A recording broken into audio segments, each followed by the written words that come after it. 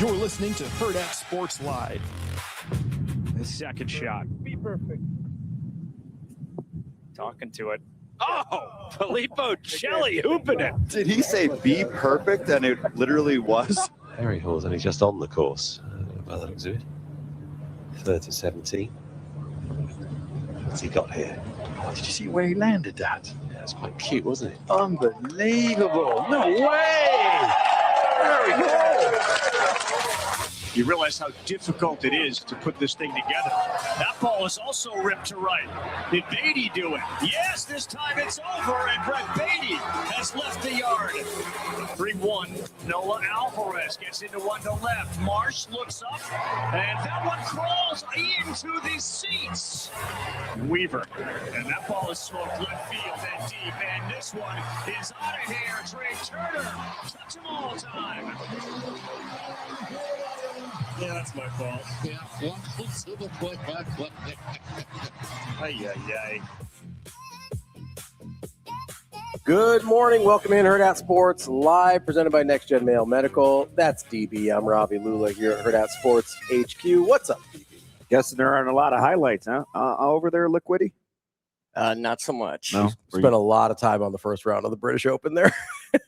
It's very short. No, you didn't want to include any Thor Ragnarok or anything else you were watching today, little buddy? Oh, that would have been awesome. No. Why not? No. Shane, that is the worst. I mean, Dark World, there were... Dark World's the worst one. No, I'm going to take it back. The fourth one's the worst one. Ragnarok which doesn't even count. I agree. Is that the one Love with, and Thunder's the worst. Was that the comedy with the lady, with the girl? With Natalie Portman. Well, Natalie Portman's in the first. Yeah, that one was also, that. but You're right. That wasn't good either. Love and Thunder's terrible. They made it. It was like a bit. Yeah, I agree with Shane, actually, which, hurts me. You think Ragnarok is the best? Ragnarok's the best one, yeah, by far. It's Ragnarok, first one. The first one's better than Ragnarok. That's not true. Dark World, and then Love and Thunder. You just don't like any of the humor. We agree. It's so painful for him. He said, Dark World is far and away the worst. Love and Thunder is the worst. Love and Thunder's awful. It's one of the worst.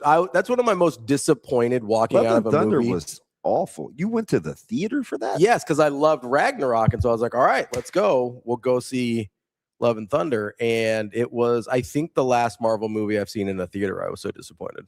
You just cut them off? I was like, listen, this phase 4 crap is not working. I'm out. I don't know. Wait a minute. What did time out? Hold the phone. Oh. Hey, you banners. What did Ken do? Action Jackson. Wait, what? What does that mean? He said he'll tell you later. Oh. Must have been bad. Must have been bad. From Ken? And Ravi and Austin didn't even smile. Yeah. He's never serious. Yeah. Must have been bad. Okay, Action Jackson. No problem. I'm going to trust you on that one. I can't even get eye contact. He's kind of being a jerk this morning, too. We good? Are we good? I can't ask a question without you being all serious. You got your sorry, I'm just working. No, I'm just putting the pre-show stuff together. So, yeah. God, he gives me some Sautter vibes sometimes when I ask him to do something. Oh, I'm just working. Sorry. That's the meanest thing you could ever say to me. I'm on my 27th hour in a 24th day, 24-hour day. I just biked 27 miles because I want my 4-pack back. Listen, he drove to work today. I saw him. I know. I was right behind him, actually. Hey, how about the downside to opening up camp the last couple of days? D-Hop got my parking spot both days. Yeah? Yeah. Yeah, have a little conversation with him. No. Yeah. No, he was sending out his message of the day. He was very, very in tune with typing. I could just see his head down on his phone. Yeah. Yeah. Yesterday might have been the Lord is my shepherd day. It doesn't seem like a cut and paste guy. I think he's pretty much typing. Does he I said, D, good morning. He's like, hey, Damon. What's he send out every day? Usually a scriptural message. Oh, gotcha. Okay. I didn't know this. Yeah. I assumed it was food related. No, it usually is. I mean, it's a fair assumption, right? Like, God, how about is Hurrdat one everywhere now on TikTok, or is it my algorithm? No, it's everywhere. It's everywhere. They're everywhere. Can't stop them. Can only hope to contain them. Can't stop, won't stop. Who was that first set about? Can't stop them, can only hope to contain them. Was that Jordan? That's the first time I remember it, but it may have been before that. But that's my reference for it is Jordan. Shane, do you remember the sports announcer who uttered the phrase? Oh, geez, awkward. No. I thought Shane might talk there, but nope. I thought you were going to rephrase it. Again. I'm trying to figure it out. Can only hope to Who said that? Can't stop him, can only hope to contain him. It was 2005? No, it wasn't. No, it definitely happened before then. Who said it? Okay, so it seems like it was a Dan Patrick's like catchphrase on ESPN. So it may have been like highlights, not a broadcast. It's also a reference to the Blob. It's from originally that movie. I don't know if maybe they meant it that way, but it was first said in that movie. Like the Carpenter movie, The Blob? Yes. Oh. You can't hope to stop it. You can only or you can't hope to contain it, or whatever the phrase is. It was said in that movie first. That would be very Blob-ish. What that was Shane Carpenter. That was early 80s. 88? No, there's been a couple of remakes. Yeah, I'm trying to find the John Carpenter one. I believe it's 88. It's Kevin Dillon. Does that sound right? Yeah. Yeah, that's 88. Okay. So that'd have been Jordan era. Yeah, and there's my man. He said 1990s Dan Patrick is correct, because that would have been Jordan. Yeah, I was just saying, I associate it very much with Michael Jordan. Wait, Juan, I'm just gonna. This isn't even a hot take. I am 10,000 times nicer than Ravi. Like, I don't even know why you would be afraid. He goes, I'm scared if I ever met DB, he will roast me, unlike Ravi, who was so kind. There couldn't be anything more. I've met one. I was very kind. Anything more false than that? Right. Shane's biased because I'm mean to him. But ask Austin or Rico. I'm very nice to Austin and Rico. Like met me like for the like. I'm very nice to Austin and Rico. No, that's about it. That's not true. I'm nice to you. No, I mean, barely. I'm nice to you off air. It has to be like dog related or some sort of advice, because it's just not flowing freely and naturally. That's not true. There wasn't any advice. I took Micah to the barber once. Yeah. Well, that's because you like him. As an extension of you. That's not it's a little true. Oh, I ran into Jay and Zoe the other day. Where? I was just I didn't talk to him, but I was driving through the parking lot and they're just walking across the street, and Jay just kind of double takes and I was like, oh, hey. What? Yeah. I was driving it was Wednesday. I was over in L Street Marketplace. I don't even know what Wednesday was. And I was driving through, and I think I either just picked up lunch or I don't remember what I was doing, but I was driving through that stretch where it's like Target, Petco. Yeah. And Are you a big Five Below guy? No. I've been in a few times, but it's not like a. What was over there for you? Market World? Is Market World open? I see it, but there aren't always a lot of cars. Is that open? As last I knew, yeah. Natasha likes they have little food items in there that she likes, random from different countries and stuff. Really? And so World Market. Is it World Market? Yeah, it's not like a grocery store. There's lots of different things in there, but some of the stuff they have is is there alcohol in there? I think so. I need to Google. Action Jackson, are you kind of, as we're talking, I know you're busy working, but what does World Market bring to the table? I Googled it.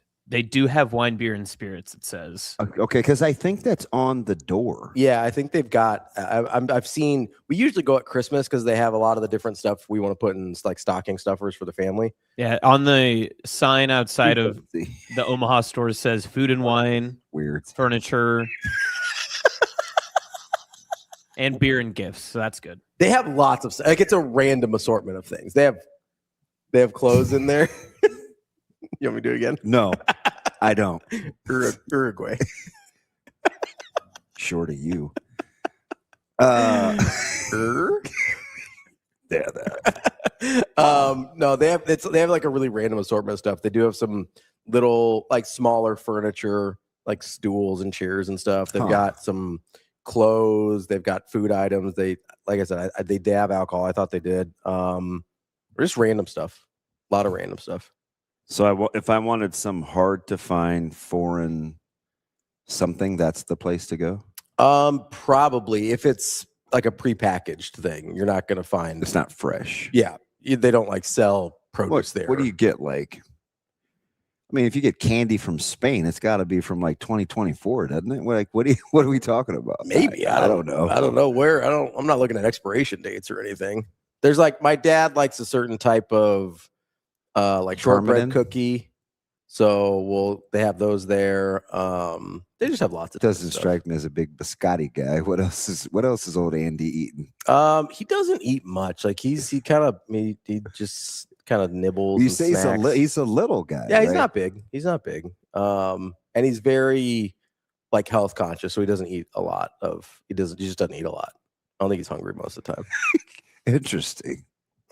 We did. It's just his birthday not too long ago. Did you? Yeah, I think March, a few months ago. Okay, so what was the real age? Give or take, plus minus 2. I think he turned 81 this year. I'm pretty sure. Okay, I think. Okay, I just asked a lot of questions. I'm pretty sure it's 81. Oh boy, it's fine. Corn Raider, listening to the show Monday on the phone speaker in the kitchen. Good for you, Corn Raider. Senior to be daughter walks in. Shane drops fast car drop. What are you listening to? The sports show. She doesn't sound like it. Yeah, that'd be pretty accurate. I mean, at any point, if you catch this show at the wrong time, it's like, what is really going on? I think that's fair. I also think that's what most people enjoy about it, if I'm being honest. So. Royce, what a weird pull. They have some really good Italian-made tomato paste and canned tomatoes. I don't know if I would. Somebody would have to send me there for that. I would never like find that. I am not. Well, I will say this. I do use tomato paste in my jambalaya. Where else would I use tomato? I have the same tube of fancy tomato paste that I've had for probably 7 months. Does tomato paste go bad? No, I'm not familiar. And I know what it is. I'm also one of those guys that like wipes down the lid so that the top doesn't get sticky. Sure, but you put it in like a lot of stuff, like in a lot of Creole dishes, it will call for tomato. I'm certainly not making anything Italian. Yeah, I think you get some tomato paste. You get some tomato paste in Indian dishes too.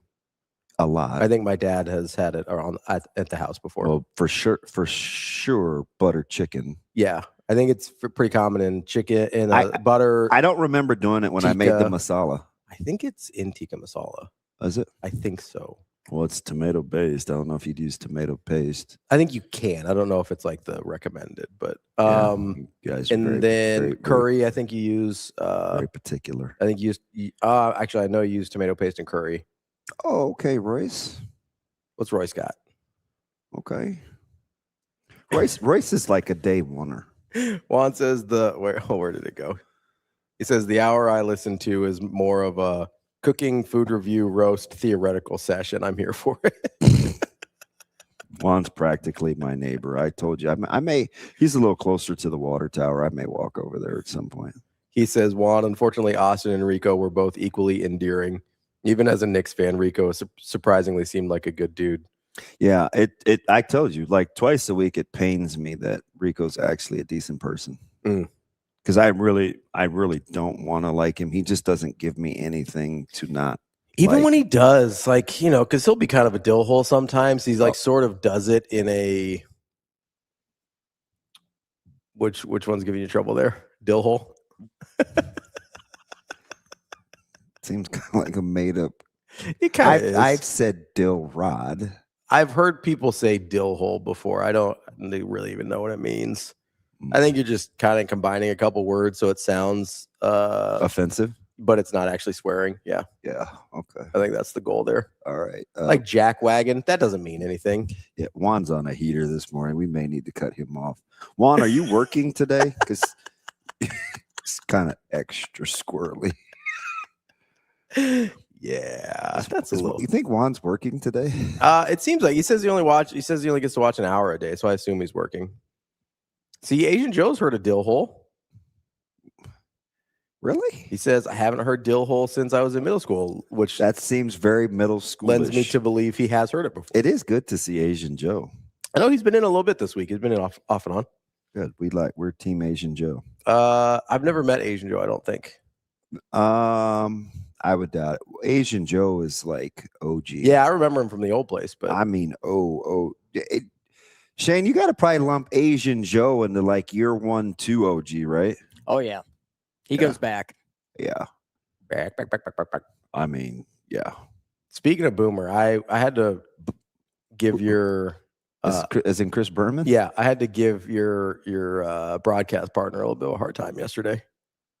Oh, Casey? Yeah, What do you do? because on Twitter he goes, "There's other people watching NFL highlights from the 2000s with Boomer and JT right now, right? This is at like 11 o'clock before I'm going to bed." Yeah. And so I just sent him a gif of Danny DeVito going, No. "No," and he's like, "You know, you're a sicko like the rest of us." I was like, "Yeah, but like I'm not going to find that." I did say I will occasionally in my head when I'm watching games and somebody like does a juke move, I'll be like, "Whoop!" Listen, I would say Jess could probably get into the closer percentile. I would say 70% of Kyle's waking hours that he's not actually on air is spent listening to some sort of sports talk or broadcast. Really? Yeah. North of 70%. That's pretty much what he does. All right. And he's an East Coast guy, so he likes the he likes the kind of not the shock jock, but kind of the he likes traditional he likes sports radio personalities. The volatility. Yeah. Well, I mean that's where it started. Yeah. I Right. gotcha. No, yeah, it's the what It's not Wisconsin, Kobe. Mike and the Mad I Dog. need you to knock it off. I got a Nebraska jacket on today. See, I'm one of the weird people that likes that. I that love script. this.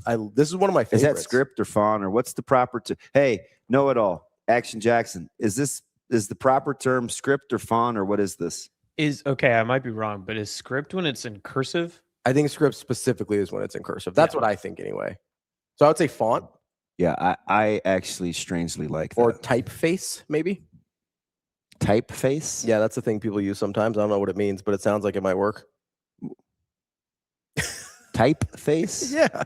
So font is when it's a digital file, meaning like a text form, and then script is any type of typography, meaning handwriting. So that's neither. No, that would be a font. That's a font. Oh, okay. Yes. Asian Joe also said typeface. Did you say that before or after me, Asian Joe? Sometimes, Jimmy Neutron, you have to be careful because of all the gum that Ravi keeps in his ear. Sometimes when you say things and explain them, he pretends to not be able to. He doesn't hear so good. Well, sometimes I just have poor comprehension. Not that I didn't hear you. I just what? poor comprehension. Oh, Who's got gum in their ears now? it sounded like you said pork. No, I said poor comprehension. Not No, I understand. Now. pork apprehension. It's a different thing. It's fine. It's absolutely. You know what I have today? We've got. Oh, I know. Oh, I know. That's bad KSU uniforms. Oh, I was gonna say TCU today. I used KSU earlier in the week. Is that script? This would be a font. Not handwriting, as you could see. I didn't design this can myself. Shane, can I go back to something real quick before we actually? Are we Brought to you going to by- try to set the lineup in the first 10 minutes? It's fine. It's Friday. Hey, by the way, good morning. Good morning to you streamers. Good morning. Everybody knows Good who's. morning. Good morning. Good morning, podcasters, or good afternoon, whenever you're listening to this. That sounds scripted. No, I just didn't want to leave them out since you're doing the streamers. I figured I'd get the podcasters. Oh, hey, good day. Good Friday, podcasters. It could be any part of the day. Who It could be used to tomorrow. say thanks for being a part of your day? Was it Colin Coward? That's Coward. Wherever you may be and however you may be listening, thanks for making us a part of your day. Yeah, I'm actually one of the weird dudes. That I likes used to Coward. listen to Coward a lot. I don't mind him. I don't love him as much now, but back in the day, I didn't mind him. Back in the day. Back in the day.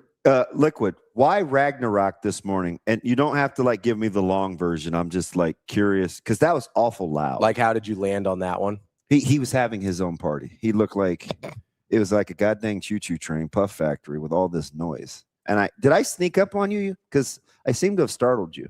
I kind of got my own game going on over here. I just want. Can I read a definition for you real quick? A definition of what? Typeface. Yes. The overarching visual design of a set of letters, numbers, and symbols. I feel like that's appropriate. Typeface. Nailed it. That's typeface. This is typeface. Everybody's typeface. That's all. Sorry. Go ahead. Oh. Why Ragnarok today, Shane? I just wanted to listen to the Led Zeppelin song. That's all. You know you could just listen to the song without watching the movie, right? I was watching the trailer. Oh, you were just watching the trailer. Yeah. Okay. Wow, that was awful loud. He was trying to get a immigrant song in there. That's the name of the Led Zeppelin song, immigrant song. Is that true, Shane? That is true. Yeah. Okay. It's off Led Zeppelin 3. I'm not making stuff up here. Listen, Typeface. you never know. Can I ask a? This is one of my shower. You've missed like 3 weeks of shower thoughts. Hot danger. What did he do now? He said pork comprehension sounds like the restaurant DB would own that would immediately be under scrutiny by the health inspectors based on things he said on this show. Damn. Why me? Well, I'm not going to cook. I mean, can't you guys make jokes about anybody else? Kobe got one off. Juan got one off. Hot's got one off. There's plenty of time. It's a long show. Yeah, I'm not bothering those guys. I have a question, though. Mm-hmm. You know, I was talking about bits and like things that are intentional. Okay. And feel free to weigh in on this, Jimmy Neutron. Or Rico from the heavens. Wait, is the voice of God, are you there yet? Suave, my little Puerto Riqueño. He already talked today. No, he didn't. Rico, have you talked already today? I don't remember Rico saying anything. His kids must be crying or something.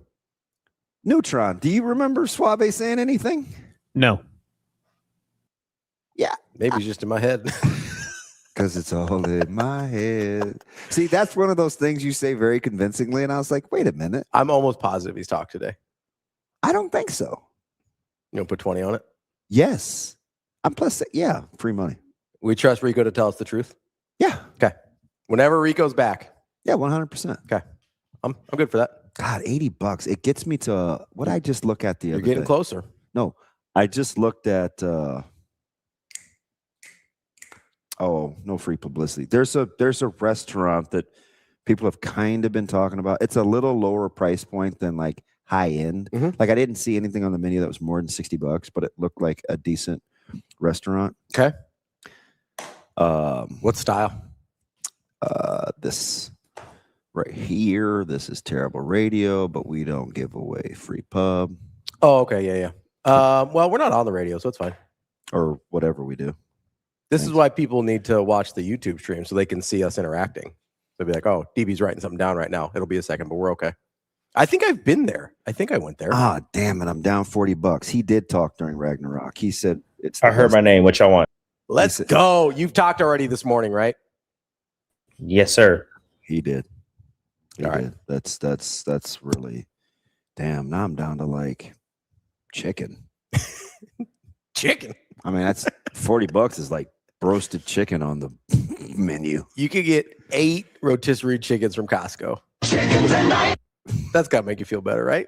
I'm not eating 8 rotisserie chickens. No, but like it'll keep Micah fed for a minute. Damn, I was at 100 once. Yeah, you cashed out at 100. No, I ran this one back. And then you got me. No, this was the first one. You got to me 100 back to backs. The first time we did this, you got to 100 and I cashed you out in New York. Yep. So you were at 100 then and you cashed out. I've cashed out twice. Yeah, but the second time you got to 100 and fell back down. I think the second time you cashed out at like 80 or 60. Oh, I must have been taking the boys somewhere. Yeah, you were. I don't remember where, but it was. Oh, yeah. I didn't want to pay at the at the chain. Yeah, that's right. Yeah, that's right. And I was like, listen, there's some stuff I like there. I'm like, I'm not paying for this. They had their You choice. cashed out at like 80. Because I think you got to 100. I got and you I down covered it by like $3. You got down to 60, and then you got one more to get back to 80, and you're like, all right, I got it. 40. I can't do anything with 40. Is like in the pork chop section. You're not getting lamb chops, that's for sure. No, love ram chops. No, I've been to Marrow. I went to Marrow for. Oh shoot! Who said that? I'm an idiot.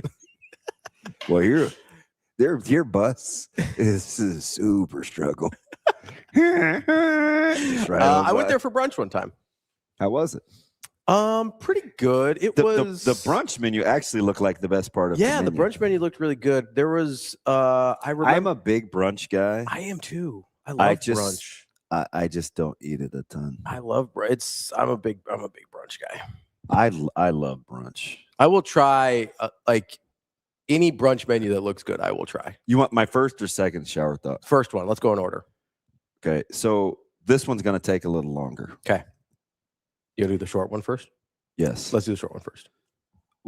So if I told, like, let's just play word association. Okay. Like say, hey, I'm interested in critiquing. I'm into this whole, it's popular to hate on things that Nickelback or things that are actually maybe good. Yeah. If I came like Tuesday and I was like, hey, man, on a humbug, I was bored. I just wanted to go check out old Golden Corral. Yeah. And see the quality of food, see what they're hitting for. Any judgment there? Not really. I will say I've been to Golden Corral recently enough. Like, this isn't a thing that I haven't been there since I was a kid. It was a very popular NAIA basketball budget stop. Yeah. So like I had my fill of Golden Corral across the Midwest. So like I'm probably good. Haven't they like upgraded? Aren't they like some of the other like Chili's now? Like it's just better? I don't know. It's possible. I think the last basketball trip I was on was like 2019 or pre-COVID 2020. So it's been a few years for sure. If they have changed dramatically, I'd be willing to entertain it again, but I will not be the first one through that wall. Okay. Judgment. Any judgment there, Neutron? If I told you you're like, oh, you sat at Golden Corral by yourself? Like I absolutely would. I think more people should do things by themselves. I love doing stuff by myself. Me too. It's great. And that's not because obviously I like spend time with my wife, but like I'll go to dinner or whatever by myself all the time. Shane, you have bad food taste. Do I even need to ask you about Golden Corral? You'd probably go to Golden Corral, right? No, I don't go there. Okay. All right. I just was curious. No judgment. If you framed it like that, like if you just came up to me like, I'm going to Golden Corral today, I'd be like, okay. And I would ask for some elaboration. But if you're like, hey, somebody told me they upgraded some stuff, I'm a little curious. I'm going to go check it out. I'd be like, oh, all right, let me know. Okay, so it's all in the presentation. Yeah, because if you're just like on a humbug, like need some of that Golden Corral, I'd be like, you okay? Is the one on 72nd and Crown Point still open? Oh, I have no idea. BLT, I would be a big fan of going to the movies by myself too. I've done that. I don't mind that at all. All right. So Ken, when end are up- the good times of the day? I kind of want a little breakfast. Do they do breakfast at Golden Corral? Yeah, I used to take Caleb there. He was like 9, maybe 10. I don't think I've ever been there for breakfast. I don't think I've been to Golden Corral for breakfast. Wait. All right, Joseph, what did he say? He said, literally just had this conversation this morning with folks that like to travel by themselves. Wife was pregnant with our first kid in Creighton. That was 97. It looks like the one on Crown Point does still exist. 97? Damn. That's a minute ago. Just a couple. Yeah, it looks like the one on 72nd and Crown Point. Haas, I definitely would rock with Sizzler. They had the best chicken wings. We went to Sizzler a few times back in the day. Sizzler was on 90th and Maple, so it was kind of 88th and Maple, so it was around the corner from our house. There was one over, I think it was on 144th and Center that we used because that was close to our house where we went to. I did used to go to that Old Country buffet in that corner. I love Old Country buffet. That was my spot. Like 132nd and Center. Yeah. That was the 144th. Right next to the Japanese Genji. Yep. It is. I loved that place. I'd go there all the time. Like, really? Yeah, that was when I was growing up. That was one of my favorite places to go. And it's a quick trip if you were over. Yeah, it was very close to our house. We actually we got to the point where we went there on Thanksgiving when I was growing up because nobody really wanted to cook and everybody wanted different stuff. And so I think it was like out of frustration one time, my mom was like, fine, we're just going to Old Country Buffet because they were open. Yeah. And everybody was thrilled to death about it. And so that's just what we did. We did that for probably a decade. That's not awful. It was great. Everybody was happy. Nobody had to cook. Nobody was stressed out. Everybody was happy.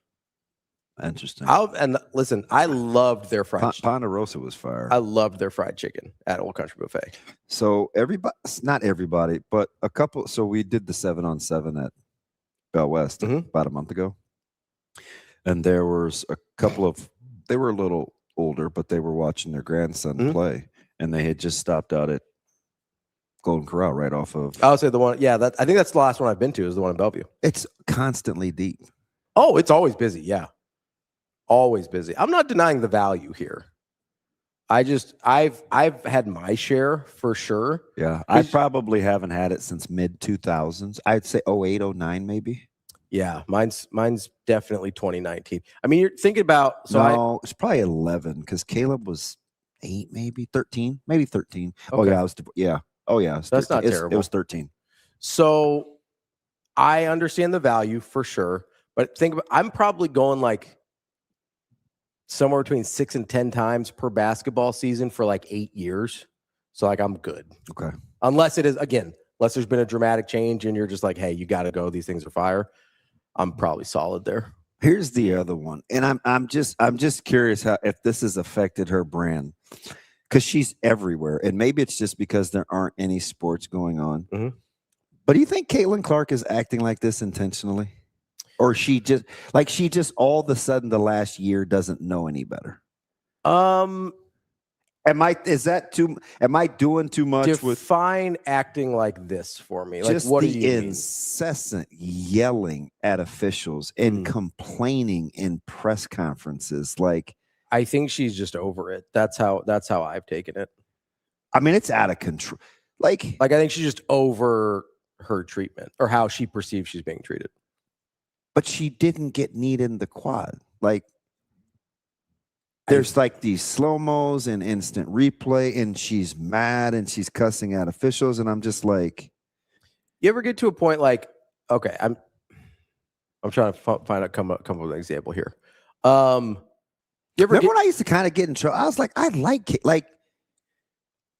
Caitlin Clark was fantastic for me. Like, I felt like the demeanor, she said the right amount, if anything at all. Now it's just, and maybe it's because they're cramming the microphone in her face. I think that's part of it. I also think I'm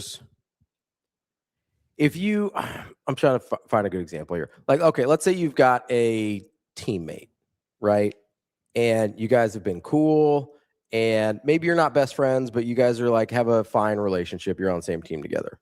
If that teammate did something where you felt like they no longer had your back, your demeanor towards them changes, right? Yes. Like you receive the things they do differently. Correct. So this is my theory. I've got a real life example of that. I have a couple that maybe have came to mind while I was giving. Okay, carry on. But you change everything they do, whether it's an actual slight or not, starts to feel a certain way to you, right? So my theory, I just have never known her to like whiny. I think my theory with Caitlin Clark is there was enough transgressions of stuff that really did happen. Like she gets her ass kicked all the time. And the WNBA doesn't really help her out or protect her or even punish the people that are doing the things for the most part, right? Like, do you believe that Silver had to call the commish to get the suspension? I do. I do too. It seems like they've been pretty okay with Caitlin Clark getting her ass kicked. And at a certain point, it's not even like a, hey, look at what all I do for the league. It's just like, hey, can I just be treated like everybody else even?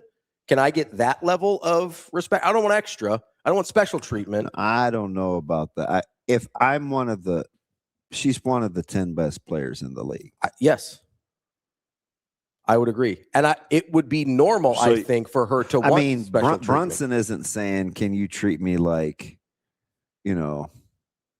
OG? The reason I bring this up is because I feel like, as a Steph Curry fan who also has gotten his ass kicked for years, and not gotten a lot of the calls that other people like an SGA does on the perimeter or that a James Harden does on the perimeter, that if I got to the point, like as a Steph Curry fan, where they just called him normally instead of letting him just get beat up, I'd be pretty happy. Like, obviously the goal is, hey, give Curry the same whistle as SGA. That'd be awesome. But if I could even get back to even, that feels like a huge improvement. So at what point do you guys think the superstar treatment kicks in? Because when young people are really good, I think calls go the other way. It's they can take it. They're better than everybody else. I think is that's true, right? Austin, you spend as much time watching some high school. No, I don't know about it. You spend a lot of time watching high school stuff like I do, right? Do you in your head want people to get the benefit of the doubt because they're better than everybody else, or not get the benefit of the doubt? I'd prefer an even playing field no matter who's playing, but I also understand human psychology, and that's just not how it works. So when do you think we cross over into superstar treatment? Because we whine about it a ton. I think it, and I don't know if it's ever been like that. It starts young. If I'm a kid, I can get any. I won't use me. Andy Woolridge, right? We're in middle school. Mm-hmm. Like, you had to practically murder the guy. Yeah. Right? Like, so, there was no. It was he's better than everybody. So you're else. going all the way back. I think. When does it start? So I think in that example, because I'm guessing he was bigger, stronger, faster than everybody else at that time, right? So isn't that elite level players? No, I agree. But there's a point when you become a professional outside of like a LeBron James or a Shaq, in which have had, like, Shaq is famously really hard to officiate, right? But there's a point when most people's careers were. No, Kobe, why is your comprehension so poor? Like, I hate he's very, very good at the linear lowest common denominator. The point is, if you grow up better than everybody else, regardless of, I have to talk slow sometimes, regardless of sport, at what point, if you're still better than your competition, does it flip to superstar treatment? Yeah. I think typically the people that are really, really good young are physically superior to other people. Typically, right? If you're a superstar in middle school or high school, I think when the physical advantages even out, that's when the superstar treatment starts. Like, even now, Anthony Edwards, more athletic than most people in the NBA. Fair? Correct. So I think he gets the short end of the stick sometimes, because physically there are still things that he's better than everybody else at, right? Whereas like an SGA, physically not dominating anyone. And so he starts to get superstar treatment because there's no longer the physical advantage. Oh, he's still better. He's better, but physically. Like, there is not a physical attribute of him that is an outlier. Right? I think when it switches. You think it's as difficult to officiate AJ Wilson and Clark or Paige Beckers? No, I don't. I think I would consider those pretty even to officiate. I think the only thing more difficult about Caitlin Clark to officiate is the narrative and story and everything around Caitlin Clark. Like, her reputation makes her harder to officiate. Not even necessarily her fault. Because she chirps at officials, or because you think she flops?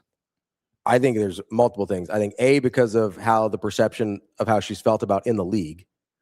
I think it starts there. Interesting. Because that's the difference between college and WNBA for Caitlin Clark. Is the way other players feel about Caitlin Clark. That, to me, is the biggest difference. So if that's the example, then you think,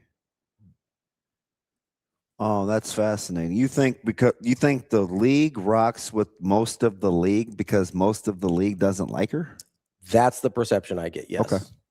I could see that. I think they're protecting. If that's your, like, I think they're protecting. That's your vantage point. Yeah, I think they're protecting the majority of the league at the cost of it feeling like Caitlin Clark thinks they don't have her back. I could see that. And not even like have her back, like, again, superstar treatment. That's why I said get back to even. Mm-hmm. Because I'm guessing after some of the things she's gone through, like, she's gotten injured by some of these fouls, right? and at least she has claimed to have gotten injured. I don't know how I'm taking her at face value. If she feels like she's gotten injured because of the way she's been officiated, then she feels like she's not just you don't have her back. You're not even protecting her anymore. So she would, I think, be happy with, hey, just protect me physically the way you do everyone else, and we're cool. But once you're at that point, like, yeah, if I'm in her spot and that's how I see everything that's played out, and I already know a lot of players in the league don't like me because I was labeled the Great White Hope or whatever, not in those words, but basically. And now it feels like you're not. You know, the funny thing is, what's that? She's way good though. That's the problem. She's actually good. She's actually good. There is when Kelsey Plum or old girl that's with New York that was with Oregon, I can't remember. Ionescu. Yeah, Ionescu. When they first got in the league, they got the crap beat out of them as well, but it just wasn't as big of a media spectacle because it was kind of the miniature version of, nobody really said it, but the Great White Hope of the WNBA. And they were great scorers and great at doing all of these things. And they got the shit beat out of them when they first got to the league. Kelsey Plum's not biracial? That's just the look? That's just how she looks. I really don't know. I trust you, Rico. I mean, did I say that out loud? On this, at least. Yeah, on this, at least, Rico, I got you. I think there's a big part of it where, like, if I'm Caitlin Clark and I don't feel protected anymore, then everything is going to feel like an offense. Like, you get to that point personally. Kelsey Plum is Irish. There you go. So you get to that point where, and that's why I tried to bring up the example with you. Sam Neill, Killian Murphy type Irish. R.I.P. Sam Neill. I know, but that character. Which one? Peaky Blinders? Yes. Yeah, one of my least favorite. Like, he's a villain. Like, he's a villain. I was like, damn. Yeah, that guy sucks. Pretty mean spirit. Great actor, great performance, tough hang. Yeah, that's season 2. Oh, horrifying. He was a bad boy. Yeah, bad dude. Yeah, when he comes back with a vengeance, that's not. It's a bad boy. That is not a man you want to. Yeah, because I just was wondering. I was like, and this is dumb, but this is what the shower thoughts consist of during the segment. They're never really. No, it's I'm contemplating not wanting to cheer for her anymore. I'm just over the press conferences, but I like her as a player. I think like she's pretty there, and I don't even really get the flopping thing. I mean, I do, but I don't. That's not one thing. I don't watch her games and I think, oh God, that bugs me. Yeah, I don't watch her and think she's SGA or anything. Like, I don't. God. We're ultimately going to land the plane back on SGA. Always. No. I understand her frustration. I don't like how she's dealing with it necessarily. Yeah. But like, I can understand how you would get to that point. No, I feel you. You know what I mean? Like, if that's how I was being treated, I can't promise I'd handle it any better. I think the worst part about the Clark situation isn't even what she's doing. It's how some of her fans react to what's happening to her. What do you mean? I like get the it, reaction that you get from the top in defending her with what they say about the league. Sure. Okay. But so Suave, I can separate that. Like, that doesn't sway. I get it. But I don't think the players on the other teams can. Yeah. And I think part of the reason they treat her the way they do. They get the vitriol. Yes. They get the pushback. Like, I think they're who just lost their job for the screenshot that was it Asia Wilson he sent it to? No, it was the point guard. Chelsea Gray. Yeah. Like, he lost his job. Yeah. And I was like, why would you put that in like, I'm not gonna tell you how to think, but just that's better left in your head. Yeah. Right. I'm not even mad because you just know people. Some people just don't like you for what you are. That, like, there's nothing you're gonna do about that. Yeah, that is what it is. Like, that's just can't get around it.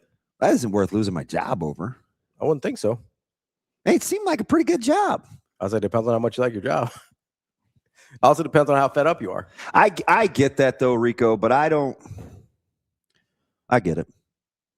I don't want to be like, well, I don't think like that, so therefore it waters down Suave's point. I can see how the masses would being so cruel about the defense of would make them think ill of that person. But that person isn't doing it. She's just the catalyst for the vitriol. I mean, you see it with a lot of things. The example that comes right to my head is there's a lot of people that don't like Taylor Swift because of her fans.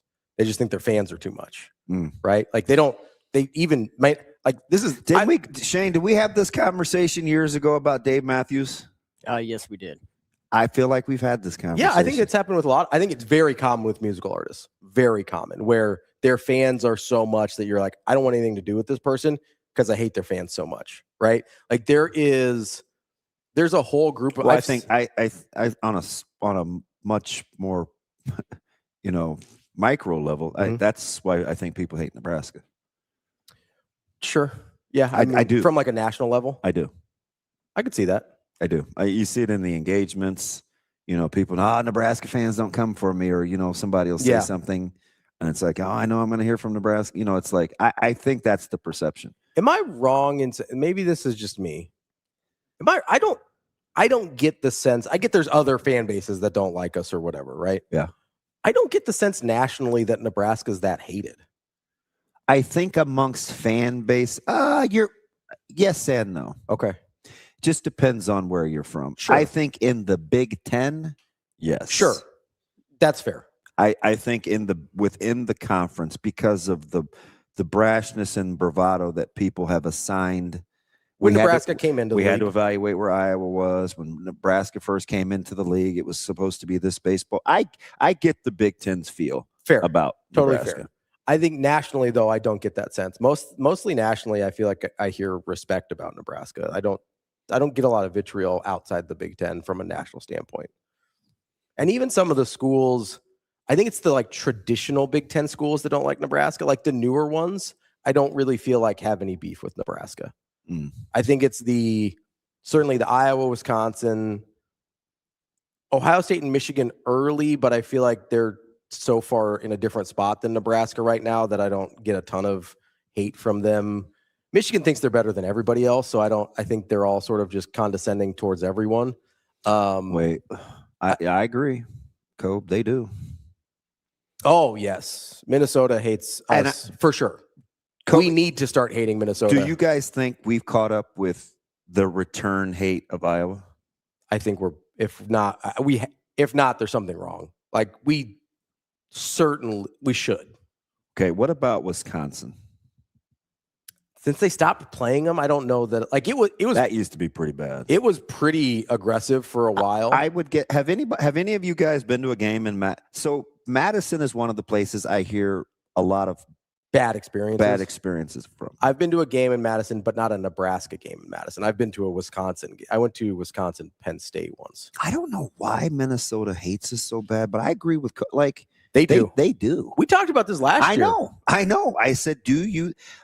For 6 weeks, I led up to this. Yeah, the whole leading up to the game. I'm like, I just don't think we knew what we were walking into. TK says, I think he's talking about Iowa. He says the fans have. I don't know if the football team has. I would think with 83% retention after what happened last year, they damn well better have. Yeah. But I've said that before. I'm just saying, with that many guys, I think when you've got that many guys back, which I think is part of the weird benefit of having guys back, is you get you can be motivated from one year to the next. The antithesis of what you were saying about having such turnover, or was that Phil Steele? Who was talking about the turnover not leading to not being carrying the burden or the weight of past failures? Yes. So are you coming back around, or just oddly specific? I think there's different circumstances, right? So in a circumstance where and honestly, it's just how everybody processes the information more than anything, right? There's people out there that will take the Iowa loss and say, I hate these guys. I'm never letting this happen again. This will not happen again, right? And then there's other people that are like, we can't do anything against Iowa. Yeah. Iowa's got us. They've got our number. Same thing with Minnesota, right? Like it just depends on I don't know how the team's going to process the information. But if you've got 83% retention and you've got the type of guys that I think and hope they have, then they're going to hate Iowa plenty, and they're going to hate Minnesota plenty in order to give us a chance. But I wonder how long guys had to be in the program before they understood what Colorado Week meant. That's fair. Colorado Week was different. I mean, scout team would get buffaloes and they tape them on their helmets, and like it was. I mean, you knew it was giddy up week. We saw this in how long guys had to be there. First year guys probably thought we were crazy. Sure. But by the second year, you think they got it? I mean, yeah, it's pretty intense.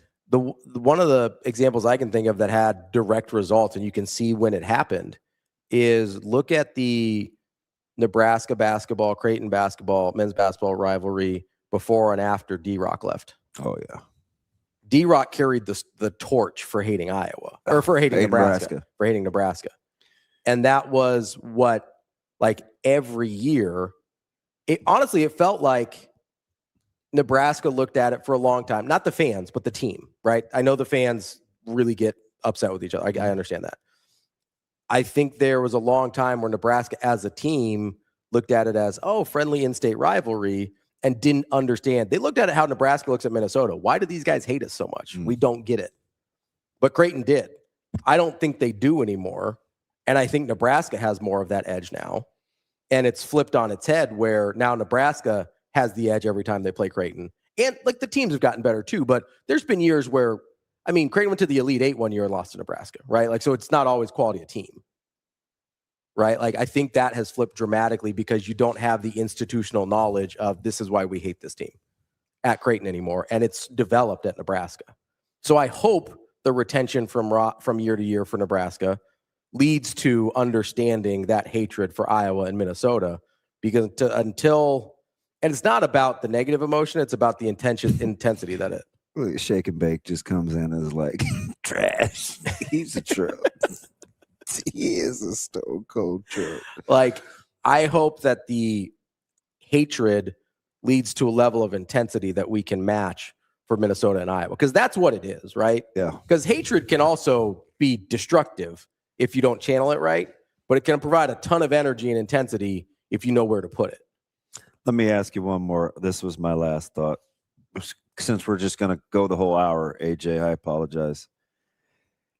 Were you cool with Dan Patrick calling out a commissioner like that?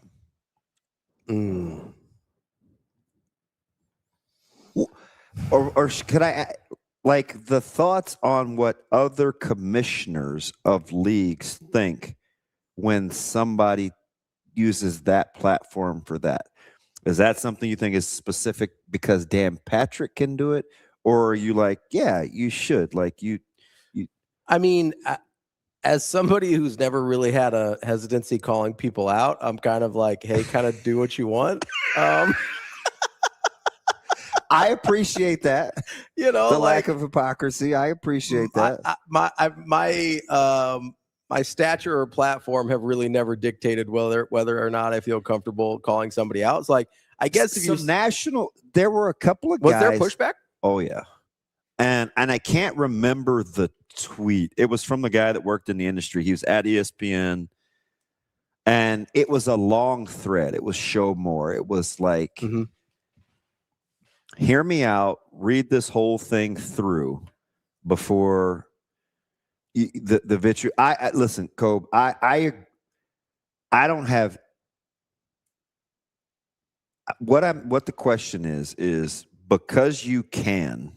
Should you? Yeah. I don't think he was wrong, but he got a ton of pushback on. You know, it was kind of this ode to younger people in the business or anybody that's not Dan Patrick. Because DP can get away with it. Yeah, I mean, there's certainly a level of insulation around him where he's protected if he does overstep the line, but I don't. And sometimes that makes it easier, but I don't. I agree, KJ. Like, no, you guys aren't wrong. Like, you're not wrong. What did KJ say? No, he's just how she's handled a lot of the Clark stuff in the WNBA. Yeah, I mean, I think she's done a pretty poor job. Like, yeah, so that was the thing, Coach. Like, that's what I'm talking about. right? Like that was part of it. Like she's chunking balls out of the sand as he's like ruining her. I didn't see the video. I read the comments. Is The incredible. cut to her after he calls her out is Because he said she's literally 20 feet from us on the range. And I don't know if he said 20 feet, but close, within eye shot. And then they panned the camera to her. Just it's like she's using a three wood out of the sand. I was like, oh God, like that thing flew so far to the side, and then she just kind of stood there with her hands on her hips. Dude, I'm telling you, like I'm trying to rifle run through the door and I hit you in the ear. I don't know. I started thinking about that. Like, would anybody else do that? Because I'm sure people have been blown off. Yeah, I'm trying to think also. So I could definitely understand if you don't like Dan Patrick and you're sitting there and you go, I mean, it's happened to us where we've gotten blown off, right? Yeah. I'm not going to name names, although there's one guy I'm not particularly pleased with because he did it a couple times in a row. But I understand if you're not a fan of Dan Patrick and you're saying, is this like a, hey, do you know who I am? You don't blow me off type of situation. But I view it as just kind of a, hey, like that's super disrespectful. Like send a text message, get in contact with somebody. I understand things happen, even if it's after the fact, right? And you're just like, oh my, like I've done this. I did this to you once. You guys scheduled me at 8 a.m. I totally forgot. I was very apologetic, right? Like I felt terrible. Oh yeah. Right? That was geez. It was a long time ago, but like I felt terrible, right? I get I'm not the commissioner of a league or anything like that, but like there's a way to handle it if something happens. Yeah. Versus just being there and saying, hey, like just not showing up. That's a totally different. That wasn't it though. It was she agreed and then said no. So it was after. But wasn't it like at time, there was like a 2-hour wait before she said no, right? Correct. That's what I mean. Like yes. Either if you know you're going to say no, either give a heads up as soon as you can or as soon as you know. Yeah. Is it intensified? Would you have just rather her said nothing or because she's within eye shot and it's a couple hours later and she's like, yeah, no. I mean, that certainly makes it worse because you know she wasn't busy. Yeah, that's okay. You know what I mean? But she did. That wasn't her thing though. She was like, hey, you know, my PR team, which he had a heyday with. I'm just saying, like, that's a coward move out. Like, if you agree to the interview and then your PR team says no, either you have to tell Dan Patrick beforehand, because I'm sure her PR team. KJ, it wasn't that she was golfing. She just happened to be golfing. What she told DP was her PR team advised her. Lance, that's the part that I'm hung up on is they waited an extra 2 hours after the show and then she blew them off, right? If it's like I'm sure the PR team made the decision before the 2-hour break. He's super smart, by the way. You know what I mean? Yeah. Like I'm assuming that she knew before she made them wait for 2 hours that the PR team said no. Yeah, that part is also true, Cobe. That seemed like a fair assumption. Yeah, because the last time she took the podium, I can't remember who she did the sit down with, but she only got to talk about league expansion, and she only wanted to talk about league expansion and one other. Yeah, I mean, you know, Caitlin Clark's going to come up. Like that's part of the reason you're on the show. So if you're not smart enough on the front end to understand that's probably part of the interview, then your PR team needs to make a decision fast enough where you can give him a heads up where at least he's not waiting for 2 hours. Are you guys cool with the fact that he even referenced like that Goodell wouldn't come on the show? Yeah, I mean, because he was kind of equal about it, but he said at least Goodell would be like, yeah, I don't want to go on his show. Yeah, Goodell would tell him no, just straight up, and then be done, right? Like, and apparently he has, which makes sense. Goodell doesn't need to go on the show. I got you. Like, even. Here's the thing about like the Goodell versus the WNBA situation is Goodell's approval rating with the owners is off the charts. So he doesn't need the public to like him. Correct. And he doesn't need the public to like the NFL because that's not going anywhere. So that was some of the long retorts about how he handled it. It was, I wouldn't recommend doing this to 98% like DP, but I don't know if he used to produce for the show or he worked for Skipper. Like he had been on, I got to find it. And I'm sure you didn't have a chance to look it up, AJ, because he's going to tell me he's actually Mike Sautering. He's working. I'm working, man. Work so hard. I secure those are my thoughts. I think the WNBA has a commissioner problem. I do. Yeah, that's clear over the last year. Like I gotta find that deal for you. Does not seem. He made some fascinating points. Does not seem like she is cut out for this. Josh, we don't got a lot of guys that mince words in here. And I told you that criticism right there is one of the worst words that you can say about somebody that's doing a job. Especially a high-level job. When somebody calls you incompetent, that's kind of, you don't get the, you call it a lot of things, but incompetent, and for whatever Goodell's foibles are, that's a tough. However much we disagree with him on policy and public perception and things like that, he's not incompetent because the owners seem to love the job he's doing. Yeah. Right. So I don't know that anybody loves the job that Engelbert's doing. Let's take a quick break here. We got Tim VERGHESE coming up next here on Hurrdat Sports Live.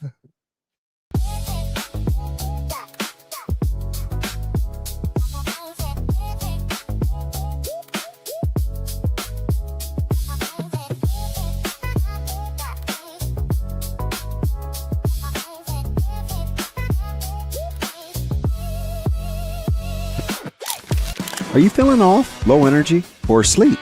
At Next Gen Male Medical, we not only evaluate your testosterone, but overall health. Schedule a visit at nextgenmmc.com. Together, we'll get you back on your game.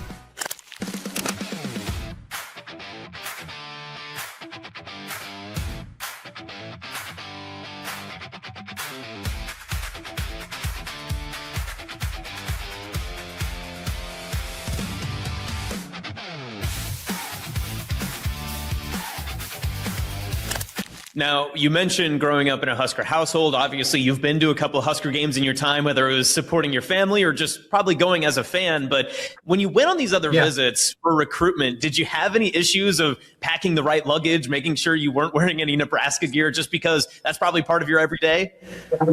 I'm wearing a Nebraska shirt right now. I'm wearing a Nebraska wristband. I'm a big wristband guy, and I used to wear on this one, other ones. And so, I went on some game days when my first few visits were game days, and I would be wearing Nebraska wristbands, and I would be wearing that stuff. And my dad kind of had to tell me, you got to stop wearing those to those visits because they may not offer you just strictly off that. And so I thought that was pretty funny. But once you got I stopped being a noob at these visits, I took off the wristbands, and I was trying not to be, favored to one school because I, grew up watching them. Brothers, dad went there. So, yeah.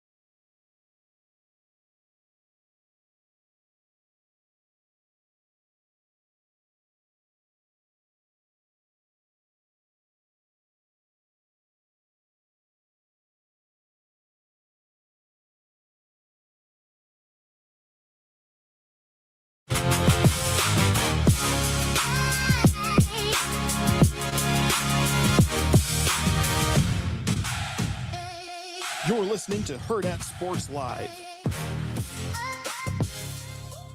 Welcome back, Hurrdat Sports Live, presented by Next Gen Male Medical. That's DB. I'm Ravi Lulla here at Hurrdat Sports HQ. We are joined now by Tim VERGHESE from inside Nebraska. Tim, how are we doing this morning? Morning, fellas. How we doing? TV, we're heading into the home stretch, man. Are you ramping up or kind of tapering down? Oh, ramping up, it feels like. Yeah, kind of feels like they took things slow the last 2 weeks, and feels like things are starting to ramp back up again as we get closer to the season. You know, I'm kind of doing my season prep right now, and also just getting ahead. I mean, I feel like I don't get as much time as I used to just watch film, so I've taken advantage of this week to just kind of sit down and go through guys and make sure I'm up on my names, and I'm up on, I've got my own list of prospects I'm watching this fall. What kind of film we watching, Tim? You can't tantalize me like that. What are we seeing? No, I'm watching a few 27s. I think could be on the radar for maybe not even just Nebraska, but other programs as potential senior risers, guys that are either currently committed or primarily hold FCS offers that, in a couple months, depending on how their senior season goes, could be Power Four type prospects. Also getting ahead on 28. I think an interesting study for me right now is, I think and it's not every school and it's not every player, but I do think some of the strategies change. You see it at certain schools where you see prospects who are hardly finished products, or even hardly, I think they're still developing, but you can clearly see there's more in there, but they're getting a lot of run as sophomores, they're getting this opportunity to flash as sophomores, and they'll help them when they're better. But these are guys who, at this point, don't have any Power Four offers. I wouldn't even recommend a Power Four program offering them. But these are guys who, a couple of weeks into their junior season, if they take the steps forward, and these are guys who, typically I've been tracking through the offseason, have put up good track times, or had good camp performances last month, either at Nebraska or elsewhere.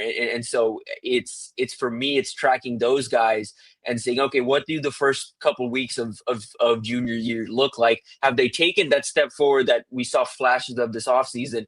And if so, I think they're ready for some Power Four attention. Let me ask you something, Tim. What spot is there for late risers when you're looking at ideal spots for schools? Is it schools that need back end roster holes to fill? Is it teams that need a spot role to fill? If I'm a rising guy and a late bloomer, but you think you're watching the film, you're like, this guy's going to be pretty good. Ideally, what do you think the fit is? I think ideally you want to find, just like anybody, you want to find the place where you're a priority and you feel like you have a chance to see the field early and get some development.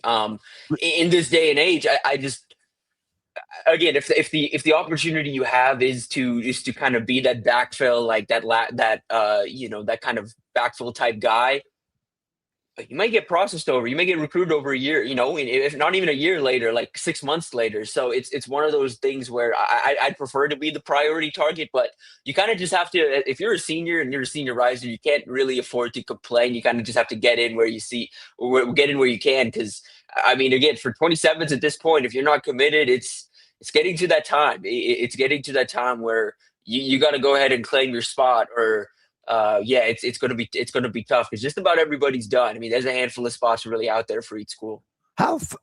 Is there a spot where, and maybe this isn't practical, but man, I would think guys that have something late happen to them on their rosters, or you're like Nebraska, because you knew that they were kind of eyeing some older running backs for a while now, right? They landed on Tyke. I think the price was right. There has to be schools that have things happen during camp or in the off season, and it's like, man, we need a guy. It's almost like getting to choose where you want to go as a free agent. Mm-hmm. You would think if those guys are good enough to be in that spot, do you assume that they would have already been being recruited initially? That's interesting. I wonder about that sometimes. And it's very much a case by case basis. I think there's some schools that operate that way. I don't know if you can afford to operate that way. Like if you feel you have an edge and you feel like you found somebody that nobody else, or others aren't really seeing it with, you kind of have to trust your eye. I mean, again, it is what it is. The results will be what they are, but things move so fast now too. I don't really know if you can afford to be, oh, let's wait and see what else he gets, or let's wait and see, who else shows attention, because you wait a couple weeks, you wait to see what that attention looks like. All of a sudden you're out of that recruitment. I wonder, this is I think a 28 and a little different example of what we're talking about, but I wonder a little bit about some programs that we're like hanging around the Owen Price recruitment and we're waiting to see what happened. And now it's probably too late for a Kansas. It's probably too late for them. You know what I mean? It might be too late for a Missouri, it might be too late for an Arkansas, like programs, even a Minnesota, who may have been monitoring for some time, but now it's Nebraska and Oregon and Iowa and all these different programs in the mix where it's all about timing and it's all about making sure you're in there when and I would say this too, like trusting your eye, like more than anything, because you just have to have the conviction in who you're watching as a program. You have to have in those spots, you have to have confidence in what you're watching. You also have to be able to, I think, communicate that to those guys that you're confident. Kids feel that. Kids feel when you're confident about that offer, and when you're confident, and when they feel when you're confident in them, if that makes sense. Yeah, obviously Tyke was late in the game, and I'll get to that in a second. But I'll give you a practical example of a late riser as a senior would be Mo Purify, right? Yeah. So Nebraska was doing their due diligence. They wanted to see the track times, the long jump, the jumps hold. I think they knew, they're like, this guy's. They have some insight, right? Because he's got an elite level track coach, right? He's got an elite level jump coach. So they're watching to see him grow. Then as he starts to put on a little more weight, he's hitting those elite level metrics, right, that you were talking about. And the funny thing about Mo is right after Nebraska's camp, there were two other schools, and you mentioned both of them. And your last little might be this, might be that said, we would have come back in with a late offer, right? Because two of the aforementioned schools you mentioned wanted that size frame at wideout. I just wonder, is this a aberration? Is there something to being patient with late bloomers at this stage when you want to continue to develop the roster?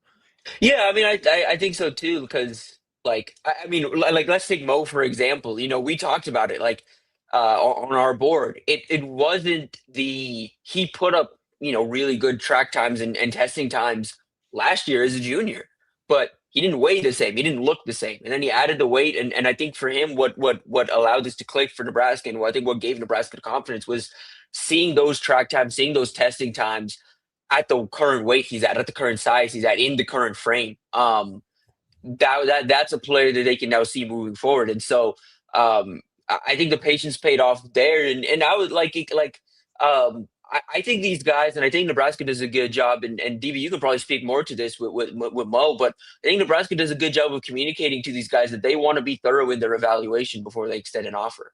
Yeah. Can you see our comments, Tim? Because I think Nelson J makes a good point. He says there's also this element of teams having a board and telling someone that you have an offer that isn't committable until player X decides.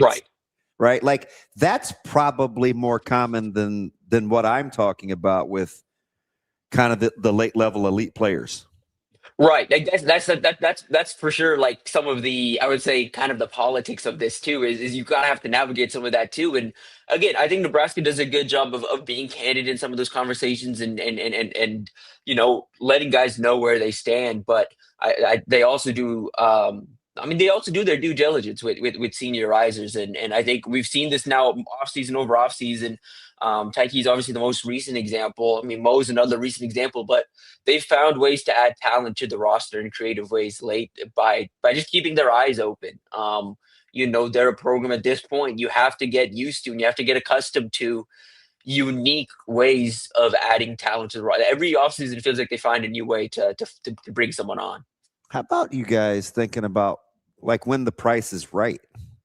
Right? Because at some point, like you've got to be as fiscally savvy as possible. If you're doing your homework for long enough, you can kind of maybe afford, you're rolling the dice a little bit, but you can get it at a much more reasonable price. You wait the market out a little bit. The longer you can hold out. It's timing though, because like on some ends of it, because on some ends of it you can get in late, and I mean, we saw this not just here but other places too in the portal where the portal's a different beast where it moves so fast, but you can just kind of be in a situation where you enter recruitment, you feel like you have a good set offer on the table.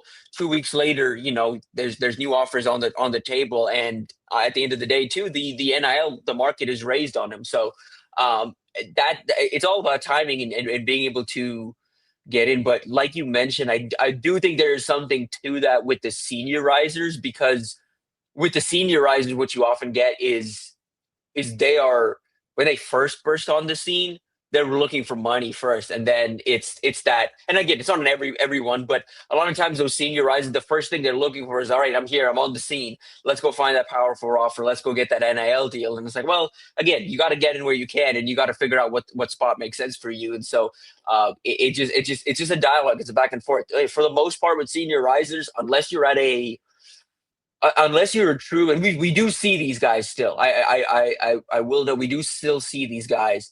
But unless you're a player at a true position of top tier, like edge, D-line, corner, as in like you're a plug and play type corner, or plug and play type position anywhere. But if you're that caliber of prospect, there's going to be some money out there for you. But for the most part, even those senior risers, they're coming in at a discount relative to their peers who are more established recruits at that same point. Tim, in today's climate of, let's stick with high school recruiting, because as you said, transfer portal's its own other beast. But in today's climate of high school recruiting, would you rather have on your staff elite talent evaluators or elite relationship builders? Oh, that's good.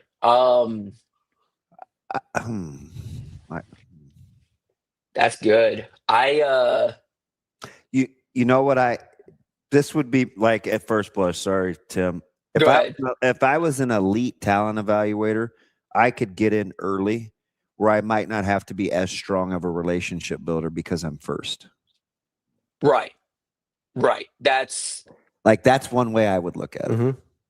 But it's the other way too, where if you're not necessarily an elite talent identifier, or you can, as a relationship builder, I mean, hypothetically, and again, look, we can put this out there. There's some programs out there that do this, that recruit like this. They just kind of open up on three. They just kind of open up, 24/7. They scroll down the rankings, and they're like, "Oh, who are the 5 stars?" About 6 hours away. Yeah, yeah.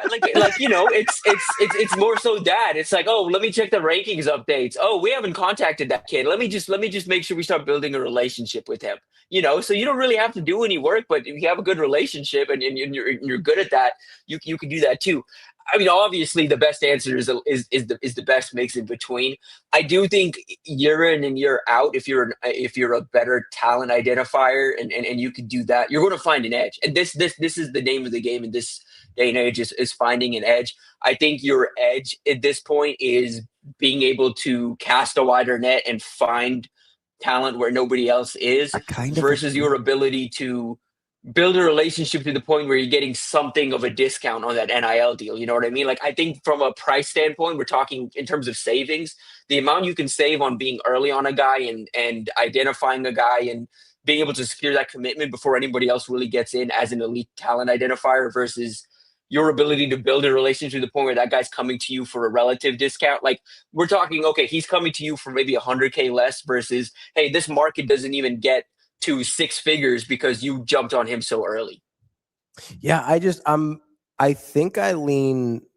I choose talent evaluator, and it's not even part of it's fiscal, right? Like you're going to be able to spend less on guys that can play that nobody else does. But also, this was kind of the thing that I liked about, Nebraska fans always sort of pine for the triple option. Not as much now, but like you hear it every once in a while. It's like, oh, we got to go back to the option, whatever. One of the things I like about unique systems, whether it's the Texas Tech air raid, whether it's Nebraska triple option, whatever it is that if you understand what your team needs and are really, really good at identifying it, you can find guys that are awesome that no one else even cares about, really, like on a large national recruiting scale. So, like, there's a reason Tommy Frazier ends up at Nebraska. It's because nobody else wanted to let him play quarterback, right? And Nebraska's like, oh, you're perfect to play quarterback here. You don't have to switch to defense. This is great. Like, if you're really, really good at that, or you have a unique system or anything like that, like, talent evaluation to me is fit as much as it is anything else, like understanding the fit of what a guy's good at versus what you need him to do. And I think, like, if you really made me pin down what Cignetti's superpower is, I'd say it's talent eval. Yeah, I agree. I think he does a really good job of finding guys that fit what they need. From him building relationships, Tim?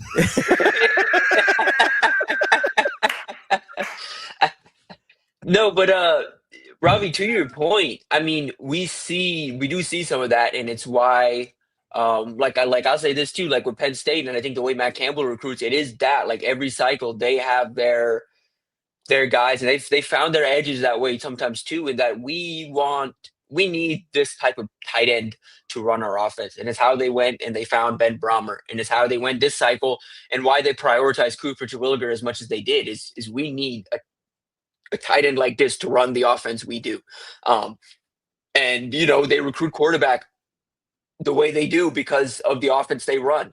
They recruit offensive line the way they do because of the offense they run. So, yeah, you definitely see that. I think Cignetti's a great example. I mean, look, you look at at the very core, and he's talked about it. He's not very shy about it. At the very core, they're just looking for physical football players that play tough, that have, hip and ankle flexibility, that are stop-start type athletes, and a lot of that. If you check those boxes, you're typically checking off, the good football player box as well. But I think something that they don't really talk about, but you notice in their evaluations and who they ID and who they bring on their staff, is they are looking for guys that have specific skills. Like the wide receivers they look for are guys that are sure-handed, that can win those comeback routes, that can work the route tree. The quarterbacks they bring in and year out at this point are guys that can hit those timing type routes. They want guys that can do a certain thing. They're not going to go out of their way. Like, they're not going to go out of their way and go find a dual threat quarterback to try and change up their offense because they want to be a little more dynamic. They know exactly what they want. And they're not going to go out and find, they're not going to go out and say, oh, this guy, there's a speedy receiver out there, but he doesn't have, like a whole lot of production, but he's got incredible track times. Like, they need production, and they need this, and they also need to know what this will look like in the offense. I don't think they can afford to do this. When you're a successful program, you can afford to do this. You can afford to turn people down if you don't think they're a fit. Yeah, and the interesting thing is it's I hear a lot of, well, you'd want to be both, and the reality of it is, though, a lot of these schools that we're talking about that get elite level talent, they're not the ones doing the negotiating. You have somebody else within that athletic department that is doing the talking with the agent. It's almost never the recruiter. It's the position coach, right? Like, it's somebody else, right? So it's Pat Stewart, or it's like, you don't have to be the negotiator or the numbers cruncher. You just have to be able to say, hey, this is our guy. And you're working that relationship from an eval standpoint. Somebody else is doing the haggling, the back and forth. I mean, the head coach will ultimately have, I want to spend that. Yeah, I don't. Yeah, yay or nay, right? But that back and forth isn't had typically with the person that found him. Right. There, I see the comment from Traven about Texas A&M, like elite recruiting, and A&M had the #1 class that crashed and burned. Hey, we can talk about, and this is a good, when we talk about the difference between being great talent evaluators versus being relationship builders. Again, I covered that class. I covered that group. that group came together because of relationships, not because of talent ID. When I talk about going down the recruiting rankings or going down the rankings and saying, "Oh, let's go get that guy," so Jimbo Fisher was doing at the end of his tenure there at A&M. That's what that staff for the most part was doing over there. There's a lot of those guys. They finished with the #1 recruiting class. A lot of those late additions to the class, a lot of those guys were in the effort to be the #1 recruiting class, not because they were program fits or whatever. I mean, a lot of those guys transferred out immediately because, and very early on because they didn't fit in the program. Others transferred down the line. Some had success at A&M. Again, when you land the #1 recruiting class, you're going to have some guys that hit, some guys that don't. But I think that's actually a weirdly good example where you kind of on the surface level look at it as elite talent identification when it's not. They put that class together because of relationships. If they were elite at talent identification at the time, I think they are now. I think under Elko, that operation is dialed in. But a couple years ago, that 2022 cycle, they were just kind of star chasing. If they really looked for program fits and if they really did their due diligence and tried to prioritize the talent they could put together instead of that, they probably have a much better class, and a lot of those guys stick around. There's a lot of in-state talent that they just missed on because they were so caught up in trying to land that 5-star and trying to put together the #1 class in the country. Let me ask you something real quick, because you're kind of in the weeds there. What do you think they should have done with John Meredith? Oh, man. I can be a little candid here. I was around John at OT7 in April. I've seen him compete in a few different settings now, whether that's been in person or just watching from afar. He is talented. He's a big corner. There's a lot to love in the long-term upside. My eyes and personally, I've now seen what this is supposed to look like at the high school level. I was around Devin Sanchez, who's now at Ohio State, since he was a freshman in high school. I got to see him develop through all 4 years of high school. I got to see what that looks like. And I also got to see from a wire, how are these two guys wired standpoint. And when I got to see Devin, Devin was a guy who competed, and credit to John, he competes too. He's an established recruit. He's the top 5 player in the country, and he competes. But Devin was someone who's long committed to Ohio State, never really wavered off that commitment, and he continued to come out to the 7-on-7 circuit and compete. He continued to go out to training sessions and compete. That kid worked on his technique. And I think the thing and my issue with John is I like a lot of what John does. I like the overall frame and the athleticism. My issue with him is he doesn't sink as well as Devin Sanchez. He doesn't have the same competitive stamina, at least in what I've seen, as Devin Sanchez. And there's certain things where it's like, at least for me personally, and I wonder about some schools, and I have asked around, there are some schools, not the ones that ended up in the very finalists of this recruitment, but there are some programs that did kind of back away from that recruitment or did not choose to kind of, get themselves into a position to have a seat at the table at the very end, because they have those same concerns as well. Like, I think he's an elite level prospect. I don't know if he's a top 5. Like, I know what a top 5 corner, #1 corner in the country looks like now. I don't necessarily know if it's him. That's not to take any away from what I think he's capable of and what he can do long term. But when we're just talking about the evaluation to this point, he hasn't put together the same body of work that Devin Sanchez did a few years ago. And that's a guy who I think shaped a lot of what DB and corner recruiting for me moving forward, like what the elite of the elite is supposed to look like.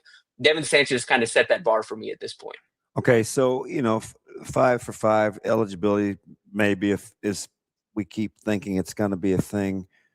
If you're Meredith III, what do you do without the ability to play as a senior, but you've got a college to go to that you don't want it to count against the clock?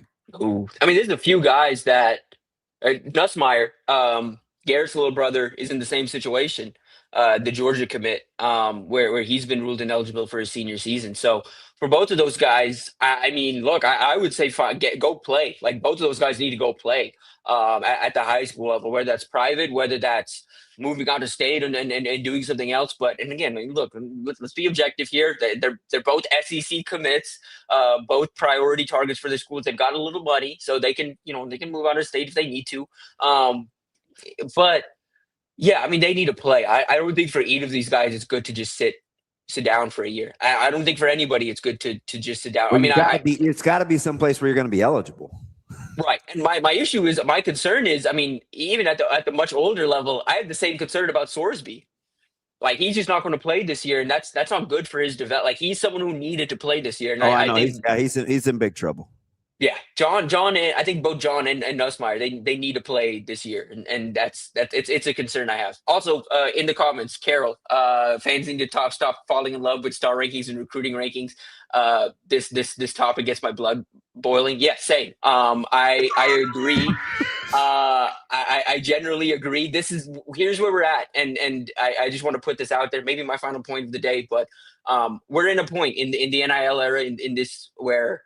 The goal is not even like, I put this on the board yesterday. Outside of Indiana, dating back to 2009, if not earlier, there's not been a championship team that didn't, in the 4 cycles before winning a championship, put together a top 5 to 10 recruiting class. So high school recruiting still absolutely matters, but in the NIL era, in the portal era, it's about finding the right fits. It's about finding the guys that make sense for your roster. They're not going to be the 4 and 5 star prospects every cycle, because sometimes your big splash additions are going to come from the portal. And so you just kind of you're building out your depth at the high school level. And there's only so much from a numbers standpoint financially to go around. And so there's everyone wants to put together a top 5 class. Everyone wants to put together a top 10 class. You got to have 35-40 million to do that. You got to have money to do that at this point. And so you can't get obsessed with that. You have to be able to watch the film. You have to be able to cut things on and figure out, okay, is this a good football player, or is this a good athlete, and where do these guys project? Not everyone is an instant impact contributor. Even in this day and age, everyone's looking for the guys that that can contribute in the first 2 years. But for the most part, I think you're looking for guys who are best fits. I think every school at this point, for the most part, is prioritizing fit over star ranking. The strategies for sure changed from, like I said, a couple of years ago when A&M was just star hunting. There's a couple of programs that were doing that for real a couple of years ago. Now everyone's just looking for best fit. You can't afford not to. Tim, last one for me here. True or false? The number one factor in being a great talent evaluator is having a great understanding of your identity. True. You have to know what you're recruiting to. You have to know what you're identifying for. I agree. I think that's true. I mean, I think I would give the caveat of I think that identity should evolve and that identity should change. And you should continue to, evaluate your own process and your identity itself year in and year out. But yeah, I mean, I think you have to have a deep understanding of who you are and who you want to be in order to find those best fits. Before camp starts here in a couple weeks, I've been asking the question because there's some position groups that have new eyeballs overseeing them, new head honchos, the HCICs, if you will, in the meeting rooms. What position group, in your opinion, will benefit the most based on what we think about the room previously? O-line got. You can go through it. I'm going to say D-line. I think O-line, only because of the way you phrased that question. I think O-line, we know with the new transfers and with the new additions that room's going to look a little better. I think some people are expecting, I think a lot of people are expecting the new additions in the D-line room to really take the room forward. I am looking for some established guys in the room or guys we know of in the room to turn things around and take a step forward under Corey Brown. D-line, then who? D-line. I think then it's O-line. You know who I'm going to make could I convince you it's the nickels and safeties? Yeah, you could. Is that going to be because of the system, or is it going to be because of who's leading the room? I think Yelk and Arch being on the same page, so connected with their history, will pay huge dividends. I think it's getting overlooked. That's fair. I was kind of more so looking at it. That's just me. No, it's fair. For me, I more so thought of like I think this and like having a defined. I think everyone's got a defined role in the scheme now, and that'll help. I think the nickels and the free safeties in knowing where they're supposed to be and knowing what they're supposed to do. But yeah, I hadn't really thought about it in that sense of Orich and Yelk and their impact and what they could have on the established guys in the room. It's also a room I'm less so than D line. I'm expecting the newer guy, I guess relatively, I mean, Dwayne McDougall, I'm expecting to be in the mix. And then again, an established guy like Donnie to be in the mix. And then outside of that, it is some established guys or, current guys we know of in the room that have been here for a few years. But no, it's a good point. I hadn't really thought about nickel and safety like that. That's our guy, Tim VERGHESE, Inside Nebraska. Tim, great stuff as always. We'll talk to you next week. Hit me up, Yeah, T. appreciate you guys. We're good on the text machine now. Let's go. Yes, sir. Sounds good. All right, buddy. That's Tim VERGHESE from Inside Nebraska. Great stuff from Tim there. His wheels are always spinning. Yeah, he's a really bright dude. How would you rank it? I know D-line's been a pretty consensus opinion here, but to that point, we're still very, I think, globally pessimistic about the D-line. I think the fan base is very much down on the D-line. I'm because I think they just look at it's this, like they don't look at the connection from the coaches because we don't know enough yet. I'm definitely more optimistic on the D-line than I think the general fan base, but my answer is O-line for a few reasons. Number one, Jeep Wade is unequivocally one of the best offensive line coaches in the country. Just full stop. Like, ask anybody who does this for a living. Ask anybody who runs the analytics. He's a top 5 or 6 defensive line or offensive line coach in the country. Yeah. That's just what it is. So that is huge, right? You want to know something funny? What's that? So when Mike was at camp at Iowa City, Joe Moore happened to be there. Okay. Sitting in a chair, doing his thing. And I was like, Brett Wade, our offensive line coach, is a huge Joe Moore guy. Sure. So I sent him a message. It's like, hey, went over. So can I take it? This is going to sound weird. Nebraska. He's, no, whatever. It's just cool. He's cool. Yeah. Took the picture, sent it to Brett, came back, and he said, seems like you guys got a good one in Lincoln with Coach Wade.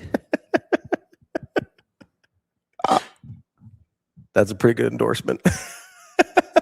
That's a pretty good endorsement. I froze. You talk about nutting up. I was like, I wanted to say, "Oh, tell me more." Please elaborate. I was like, "Oh man, yeah, I sure hope so." Like I copped out. Like that was my. That was your shot. Yeah, man. So I think Jeep Wade unequivocally one of the top. Just to validate you. Handful of offensive line coaches in the country. So that's number one. Seems like he's connected really. Here's the thing that really sold me. I knew that his ability was really, really high. But to not lose guys from that offensive line room that was so connected to Donnie, that told me the rest of it was in place too, in terms of his personality. He connected with those guys fast, right? So that's huge also. There's, I think, unequivocally more NFL talent on the offensive line right now than there is on the defensive line. Elijah Pritchett, I've said this before. If he has a good year, I think he's a first-round draft pick. The funny thing is Donnie doesn't get credit for that development. We just overlooked that. I gave Donnie credit. We said, he can't coach tackles. And I was like, dude, we got by in year one with Gatula playing way before we turned he should have been. Benhart from a guy that we People wanted. won't give me the Benhart one. They're so mad. They're wrong, though. I know. They're wrong. I know. I've been on the Benhart thing for years. Like, we wanted to drive that guy to the airport, and all of a sudden the next year we never talked about him again because it was fine. Yeah. Right? You went from a guy that we never wanted to see on a field to a guy that we didn't even notice because he wasn't doing anything wrong. I don't know. He gave up that play against Iowa at the end. Okay. No, I know. But he's done. I mean, I liked Donnie a lot, and I defended him a lot last year. Right? Yeah. I was timing things on my phone, and this is how long Dylan had to throw, and got to get rid of the ball. Like, I do. Can't have a bad offensive line with a 1,500-yard rusher. Like, these are all things I said, right? So, like, this is not bagging on Donnie, but because he was a lot of the development here. But Elijah move Justin Evans from guard to center seamlessly. Yeah, everybody was like, "Hey, what's our center going to be?" Don't worry, we have one already. We're good. Anyway, and nobody, and again, did not think about it once at all last season. So you're comboing him with Teasley though, right? Yes. Wade Teasley. Yeah. Okay. Yeah. Are you comboing Brown Manning? Yes, I think you have to. If you're doing Teasley, and you got to include the edges on the line, and you're going to land on O-line. Dude, I think we can take a break and then continue to discuss this. Did AJ give you? Is he nodding? AJ, do you suggest a break? That'd be cool. It makes it a little easier for him. He's not on his game. I think the offensive line has Pritchett, NFL. Evans, NFL. Ubanga, NFL. Brendan Black. I think he's going to have a shot. Probably late rounder. You're going to take a flyer on a guy that has 50 college starts, right, at power conference level. Right tackle is the one we don't know about. Babalade has NFL ability. What do we get out of a healthy Gatula? But 4 out of those 5 spots, pretty confident you've got an NFL caliber guy in those spots. And then you got Sam Sledge, who I don't think anybody would blink twice at having take snaps next year. Mm-hmm. I mentioned you got 2 guys at right tackle that you have opportunities on. And then you have that whole young group. People are talking about Claude. I'm sorry he blew through your music, Shane. You got people talking about Claude and Puma. Like he may get a chance to get some reps next year. There is the depth and the overall talent on the offensive line, and unequivocally one of the best position coaches doing it in the country. To me, and this is the question I'm going to ask you on the other side of the break here. It's a tease. Save it. All right. You got a question for me on the other side? And it's offensive line related. Gotcha. I've been sitting on this one. I've been waiting to talk to you about it. Oh boy. We'll be right back. More Hurrdat Sports Live.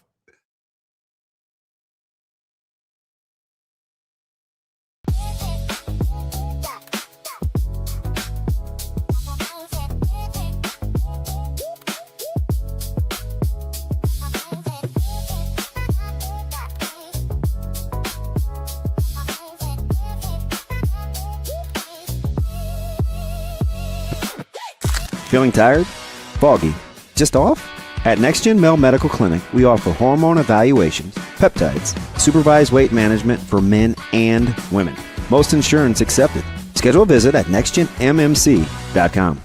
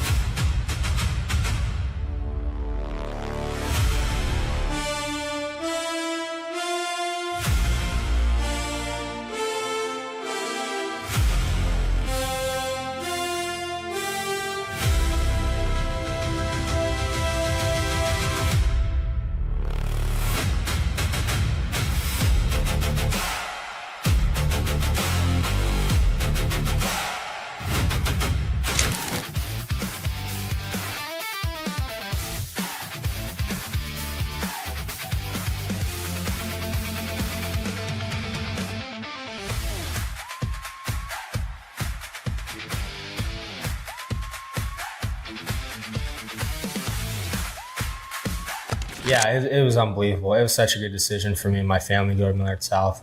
I know I wanted to be a multi-sport athlete, and I think every kid should try to do that as long as possible. And Millard South is really good at producing a lot of multi-sport athletes. Played football there, played baseball there, played basketball there my freshman year. That was just for fun. I was really bad at basketball. More of a wrestler playing basketball, but more on the baseball side, like Coach Gary and Coach Solzman and just Coach Trout and a lot of those coaches just really helped me develop. Coach Solzman is a really good infield guy. He played at Wayne State and has a lot of background in that area. And Coach Gary obviously played Division I baseball at UNO. So they know what it takes to play at the next level. And of course, Brian Dunzing, who's drafted, he was also drafted in the 3rd round in 2005 out of Nebraska, and he was a Millard South grad. So some really good baseball players have gone through there, and the coaches knew how to prepare kids for the next level.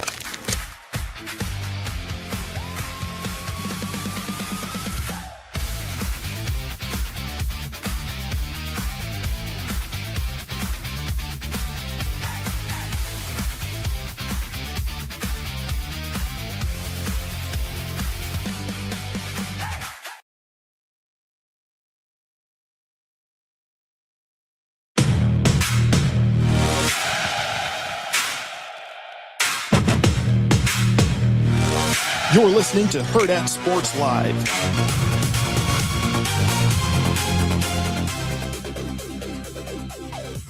Welcome back, Hurrdat Sports Live. That's DBM Ravi Lulla here at Hurrdat Sports HQ. Reminder, give our friends over at Next Gen Medical a call, 402-614-9700. I think DB and I are both heading over there today. Yeah. Pick up some of our stuff. Make sure we continue on our right track with all the progress we've been making. DB out there doing drills with kids trying to keep up with them.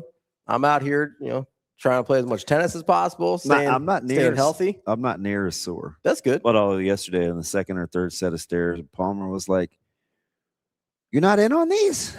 I was like, "Damn it." I guess. Hey, struggling. And he was razor sharp. So it was even more like, oh my God, I'm getting whooped by a 7th grader. Well, it's fantastic. Give him a call, 402-614-9700. It's Next Gen Male Medical. All right. So you have to go with me. Yeah. So you can hear them, because I'll say, hey, I have such and such and such and such. Yeah. I'm just going to tell them exactly what I have left. Mm-hmm. And then they're going to give me a response on my level of aptitude. And you're going to know I'm not making it up. Oh, I believe you. So I had a question for you. Offensive line. Okay. Let's say everything I have said about the offensive line is true. Let's just start with that assumption. Like that there's at least 4 NFL quality guys on that line, that Jeep Wade's one of the best offensive line coaches in the country, and that they're connected and ready to go. Okay. I'm not the only one that thinks this. Bleacher Report, and we can get to this later, projected earlier in the summer that they'll be one of the best offensive lines in the country. That they put him in the category with your Michigans, with your Mizzous, with your Indianas. Like, this is the company that, with your Georgias, this is the company that Bleacher Report, a national reporting organization that has no tie to Nebraska, thinks Nebraska's in that same category, or will be in that same category last year. So let's say Bleacher Report and I are correct about the offensive line. If that is true, what does that mean for Nebraska's season in your mind? Like, let's say they're a top 10 unit in the country. If that's a top 10 offensive line in the country, it's a top 30 offense. Okay. Minimum. Yeah. Minimum. If it's a top 10 offensive line in the country, it is at minimum a top 30 offense. So Bleacher Report named 8. BYU, Georgia, Indiana, Mizzou, Nebraska. Shoot, Washington has to be up there somewhere, don't they? I'm checking here. Notre Dame. Okay. Tennessee. It's David Sanders. And USC. Those are the 8 that they named that they think will be in the group of best offensive lines in the country.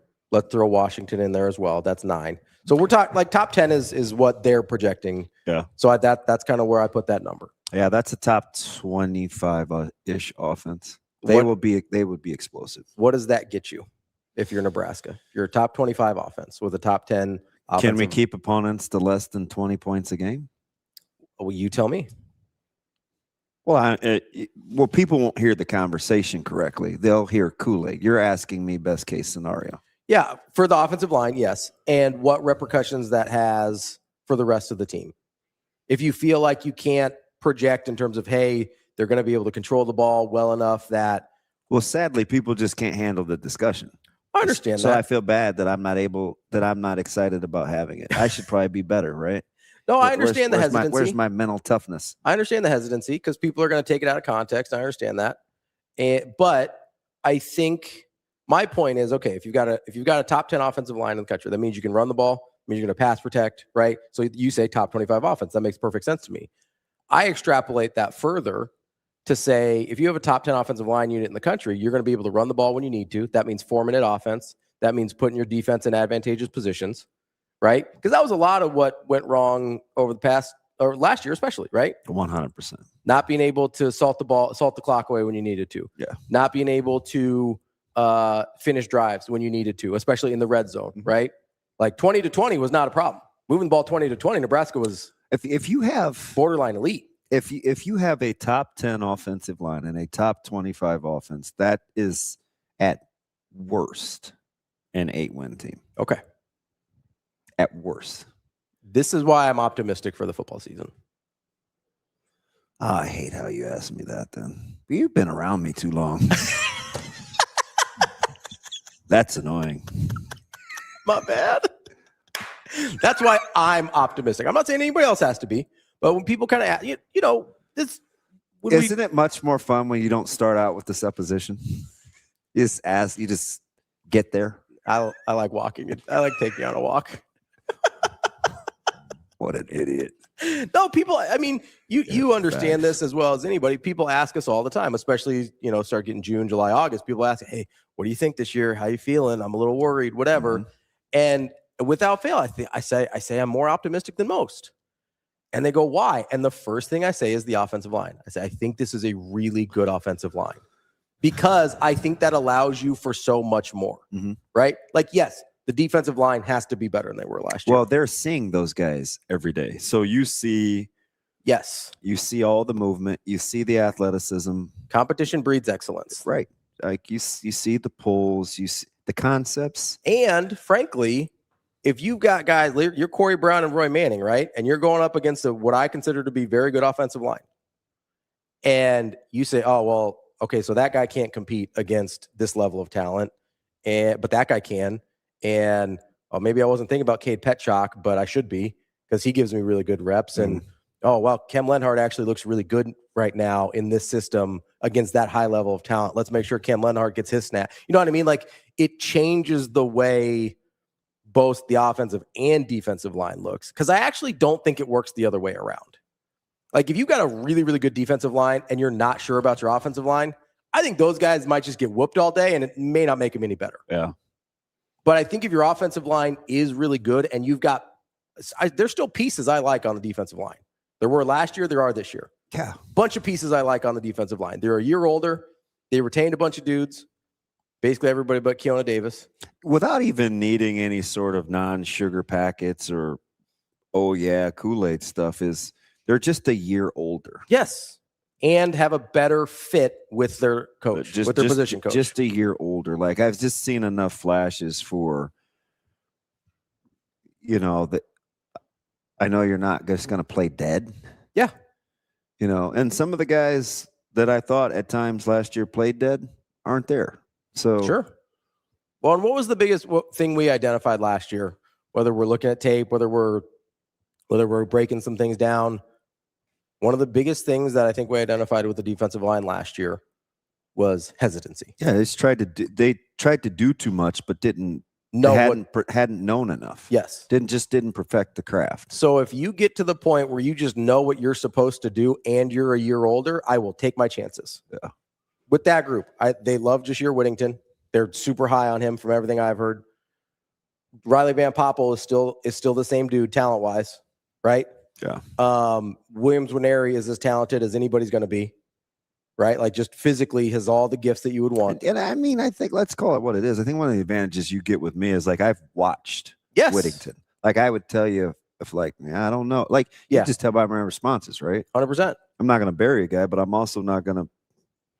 You're not going to give undue praise. I'm not going to lay an egg either. Yeah, you're not going to give undue praise, right? No, I think Lenhart's going to have some guys that I don't bring up, right? Yeah, well, I think there you go. I think he's not one of them. Lenhart's not. No. Oh, Whittington. Oh yeah. No, we bring up Whittington. So remember a couple months ago, I told you we might have been Tim. Can't remember who it was. I said, "Who do you think benefits the most from going to a true 4-down?" Oh, sure. Lenhart's in the discussion. I think I've always been very high on Lenhart. Cam is in the discussion of having a defined role and a true 4 down with an open or close side end. He's a guy that feels like a professional, does his job, seems super mature, even when he was a true freshman. Oh, he looks 30. I would say he looks like he's been on the force for about 15 years. Yeah. It's the stash. Yeah, he's got some cop face going on there, which is fine. That's a guy where I go. That's funny. Like I feel like Jeremy is like in my texts because I would think that's a hot take. You need guys to set the edge, but I agree with him. His comment is the edges are the most important part of the defense to step up. You have to set the edge to stop the run. Everybody's worried about interior. Yeah, because we don't think we're big enough. The size that. No, run right up the middle. I'm open and close side and how to play it with edge setting. You're either setting the edge or you're rushing. Just the defined roles with how they want to play, I think, is critical. Correct me if I'm wrong here, but you know I will. A lot of please the be wrong. Inside runs that went for inside runs. Yes, okay. So like runs between the tackles. Okay. That went for big gains. A lot of that can be alleviated if the linebackers can flow middle towards the ball. Yeah. Because the edge is already set. Yeah, if they're A and B gap conscious. Because we think about edge setting as like outside run, right? A lot of times because like, hey, you got to make sure you keep that guy contained. Yeah. Right. I think also we don't think enough about, hey, if you set the edges, the linebackers don't know where they can go. Yeah. Right. Yeah. You just clean up the fits. Right. You clean up the fits. They can be a little bit more condensed and rallying to the ball. I think to Jeremy's point, I think setting the edges is incredibly important. I think he's absolutely right. I do. And, Todd, to your point, he talks about 4 down versus 3 down. Mm-hmm. When you can play both, it's obvious. It's tough. Most guys in high school, the coaches don't think you can play 3 down and 4 down and be effective at it. We'll try to put that to the test this year. But to Todd's point about the degree of difficulty is we will have offensive practices where it's just against 4 down, and we will have offensive practices where it's just against 3 down. They're different. They're extremely different. Yeah. Somebody asked who are the edge. I think Matt maybe asked who the edges were when Sue was playing. Pierre Allen and Barry Turner were good football players. And remember, it took BT. BT had took him a minute. It took him a minute. But those were good football players. I know we don't think of them in the same vein as some of the great edges in Nebraska history. Yeah, Barry down the stretch. But those guys were very good at doing their job. Yeah. And I mean, Crick and Sue, obviously. They're going to eat in the middle, right? Yeah. But those guys, Pierre Allen and Barry Turner, were very good at doing their job. Yeah. That's the thing. That's the one thing about it. They're considerably bigger this year, Jack. The linebackers? Inside guys. Yeah. Remember, Shavers is the small guy. Yeah, he's not. And he's not small. Yeah, he's not little. Oh, he's just not. So you're we're talking about Shavers, we're talking about Chambliss and Foster. Okay. I mean, because if you're going to play 4-2, those insides, you got to have a thumper. Yeah, they better be pretty good. Yeah, the guy that we're kind of forgetting about, I told you because he missed spring. He missed the spring game because he was a father, is Jones. Oh, Anthony Jones, yeah. Yeah. Big, strong, mature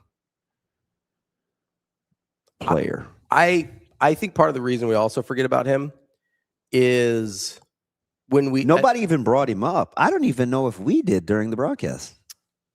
Because I think I remember whispering to Jess. I hit the cough button and I was like, "Hey, where's AJ?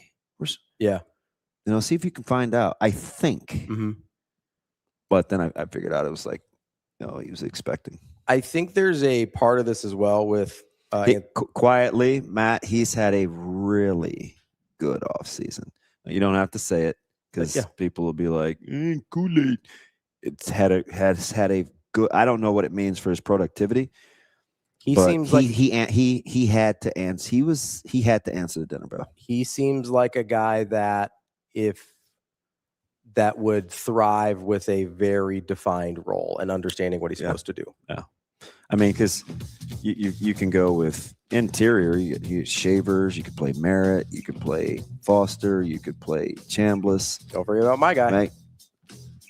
Oh yeah. Well, people always think I talk about him anyway. But, I mean, Mooberry is right there. Like, it just looks like a different group. Mm-hmm. They just look like Big Ten inside guys. And they've got some options, which is good.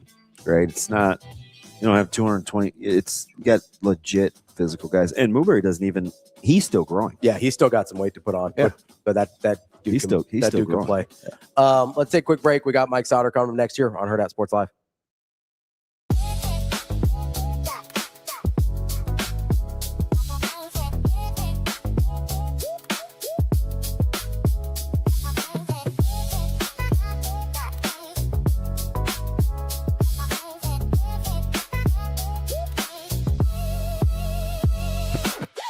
If losing weight is harder than you expected, it's not just about willpower. At Next Gen Male Medical Clinic, we build a supervised plan around your body, not someone else's. Schedule a visit at nextgenmmc.com. Let's get you moving forward.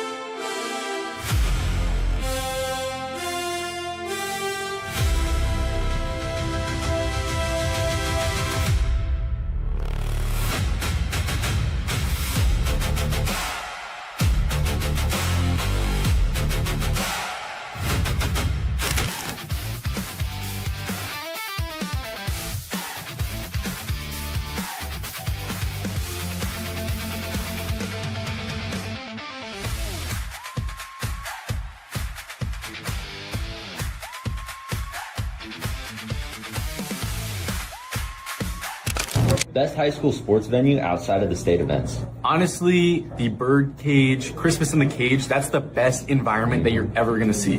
I'm going to go with the Palace at Mount Michael. It looks incredible inside. Obviously got to go Buell over at Millard South, but it's where the Miller North Mustangs play 5-time state champs, maybe. All right, I'm going to go Mount Michael Palace just because of how tightly packed it is, and there's literally no room between the fans and the court. I think it makes for a great atmosphere. Pender High School Gym. Give me Buell Stadium for Millard South. They got the light show in the fourth quarter and all that fun stuff. So, yeah, it's kind of a cool experience. John Feynman Field at Bellevue West. Go Thunderbirds. Pink Out Papio basketball game is always one of my favorites growing up. So obviously the number one pick would be Weymouth Field at Cindy, Nebraska. But since I'm trying not to be biased, we're going to go with the Beatrice City Auditorium for the Decas Basketball Championships, one of the most elite venues you could possibly be to. And also, one side of stands, just so much fun with all the noise coming down from one side of the media, just on the stage and the other.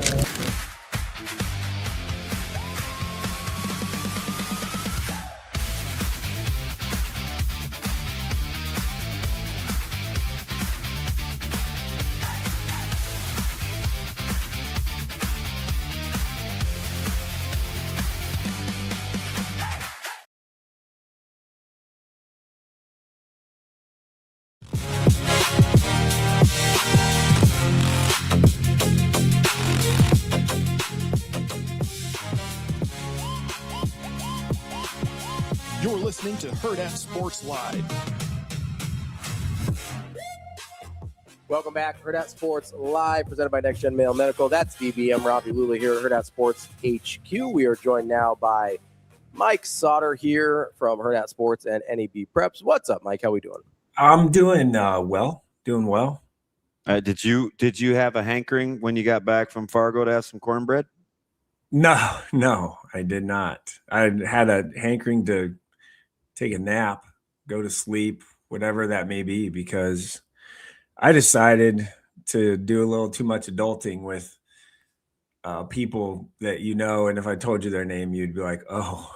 So when? Last night? No, that was last Saturday night. So Saturday night. Yeah. Give me one of them. No, I mean there's the one guy is the dad of a decently locally famous high school athlete's son that may or may not play football and wrestled and has a younger brother. Oh. Oh, so I'm guessing, and he's pretty generous too, so you probably didn't have to pick up the tab.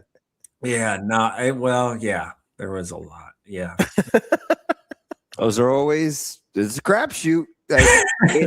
It's good while it's happening, but yeah, there's typically always a price to pay. It like went into Monday. I was like, oh my God. A different type of bill came due for Sautter. Yeah. Who has a 40-hour bender? Wow. No, I'm saying I went in Monday, like the recovery. I know. I meant the hangover part, not that you stayed with it. Yeah. Boy, that is excessive. Well, I don't know if I've ever had such thing. I've had a 2-day hangover. Have you? Yeah, it was tough. It was rough. That guy's a little excessive. Were they making seltzers back then? Oh no, that was other stuff. There's a reason I gravitate towards the seltzers these days. He said, "Oh no." So, how good was Cruiser? Cruiser was good. I only stayed for freestyle, and Cruiser actually. Oh, you missed Greco? Yeah, I'm not a Greco guy. What? It's just not okay. Yes, the like chucking people, throwing them, like there could be some like cool video photo stuff from that, but also like leaning on each other's chest the whole time is not my idea of like some fun. Like you can't attack the legs at all. There's just nothing. It's just not for me. Like I get it. Oh, yeah, just stylistically. The sit downs are wrestlers. You had this thoughtful one. We're still running the clip. Do you like those interviews? Like as a sport, like when you're interviewing wrestlers? Yeah, it's just different. It's a different feel, right? People, may or may not know. Like wrestling has this like piece of my heart because I've wrestled my whole life and all of that. So I enjoy the sport a ton. The toughness that you have to have and fighting through adversity and all of those things is a lot different than I think any other sport. And it's also like it's one-on-one, man. Like you're like you don't have any teammates, you have nothing else. It's not against time. Like track's against time, swimming's against time. For as far as the quote individual sports go, it's the toughest one. And it's kind of one of those things where like if someone's better than you, they're better than you, and you just tip your cap and just say, man, you beat me that day or whatever it may be. So there's a lot to it, right? A lot of hard work and the weight cutting piece people don't understand, don't know about that much, and it's a lot harder than people give it credit for. So that's I guess why I enjoy wrestling too. So how tempted were you to go to Palmetto? I up until like Thursday of last week, I was still like looking at like flights and stuff, and I was like, I'll just go on my own, like I'll just pay for it on my own. And my wife shut that down. So I budgeted it out. I'm telling you, like I got the flight, the hotel, rental car. I was like, okay, I can do it for this. And if I eat like, just crap, $5 McValue meal once or twice a day, I was like, this would be the cost. And it was like, nah, you ain't doing that. So, but yeah, I did watch it yesterday though. Were you impressed better than you thought about what you thought? Well, yesterday? Yeah. You're talking about basketball? Well, I know Compton Magic's pretty damn good. Yeah, so, they are. Like, I know it's like, ETG 17s lost to them. That was on the NBA TV thing, and I know that they got two dudes that are top, like Jan Kamagate and Darius Washington are Wobbington. Sorry, are Wobbington. Yeah, Wobbington. They're like top 15 dudes in the country. And one's a 27, one's a 28, and could probably move that around a little bit. But they're really, really good. So watching them. And then last night I actually watched some AAU stuff from Bryan, Texas. So that was Nebraska Supreme versus OSA in a overtime game where OSA beat them. I always hated going out of town to play teams that I could play down at the field house. Yeah, like that's like, it's like, yeah, like you don't want to really do that, but it's a tournament, so they, it's a heck of a win for OSA. That's where familiarity can breed contempt. Yeah, it was a huge win, in overtime, and I think I mentioned them last week when we talked about basketball players, but Charlie Bowler had a pretty nice game for OSA in that win. I think he had 11, 12 points, something like that. No one could make a shot at the rim, though, watching it. So that was just like, oof. But it was a great one. Brady McGill from Roncalli had a huge game, too, for that OSA Salzman team. So is that it for the McGills? Because I feel like this has been since like 12. I think it probably gotta be. It's kind of 2012. It's like McGill's and Orrs at Roncalli. Yep. There's like 700 of them, and you don't know if they're brothers or cousins or whatever. But yeah, so just watching that game, he had really good games. So I was impressed. They came out of the gate just nailing threes, and then the Nebraska Supreme team just didn't make enough shots, couldn't make threes, and tried to come back. But OSA kind of had the comfortable lead, about 5 to 8 points the whole game. And then it went to overtime, and their rules are the first four, or whoever scores the first four. Both teams had, it should be 2 minutes. I mean, it's better than sudden death, but just play me 4 minutes or 3 minutes or, it's whatever. not that hard. Yeah. Yeah. So like, it should be like, I don't know. Both teams had chances to win the game at the free throw line. I feel like if they actually would have played like minutes instead of first to four, it would have been like a 5-minute overtime, because they both had plenty of opportunities to win the game. And it's a good win, obviously, for that Salzman team, who has some really nice, like, high school basketball players. Like Carter Pearson's a guy from Elkhorn North on that team.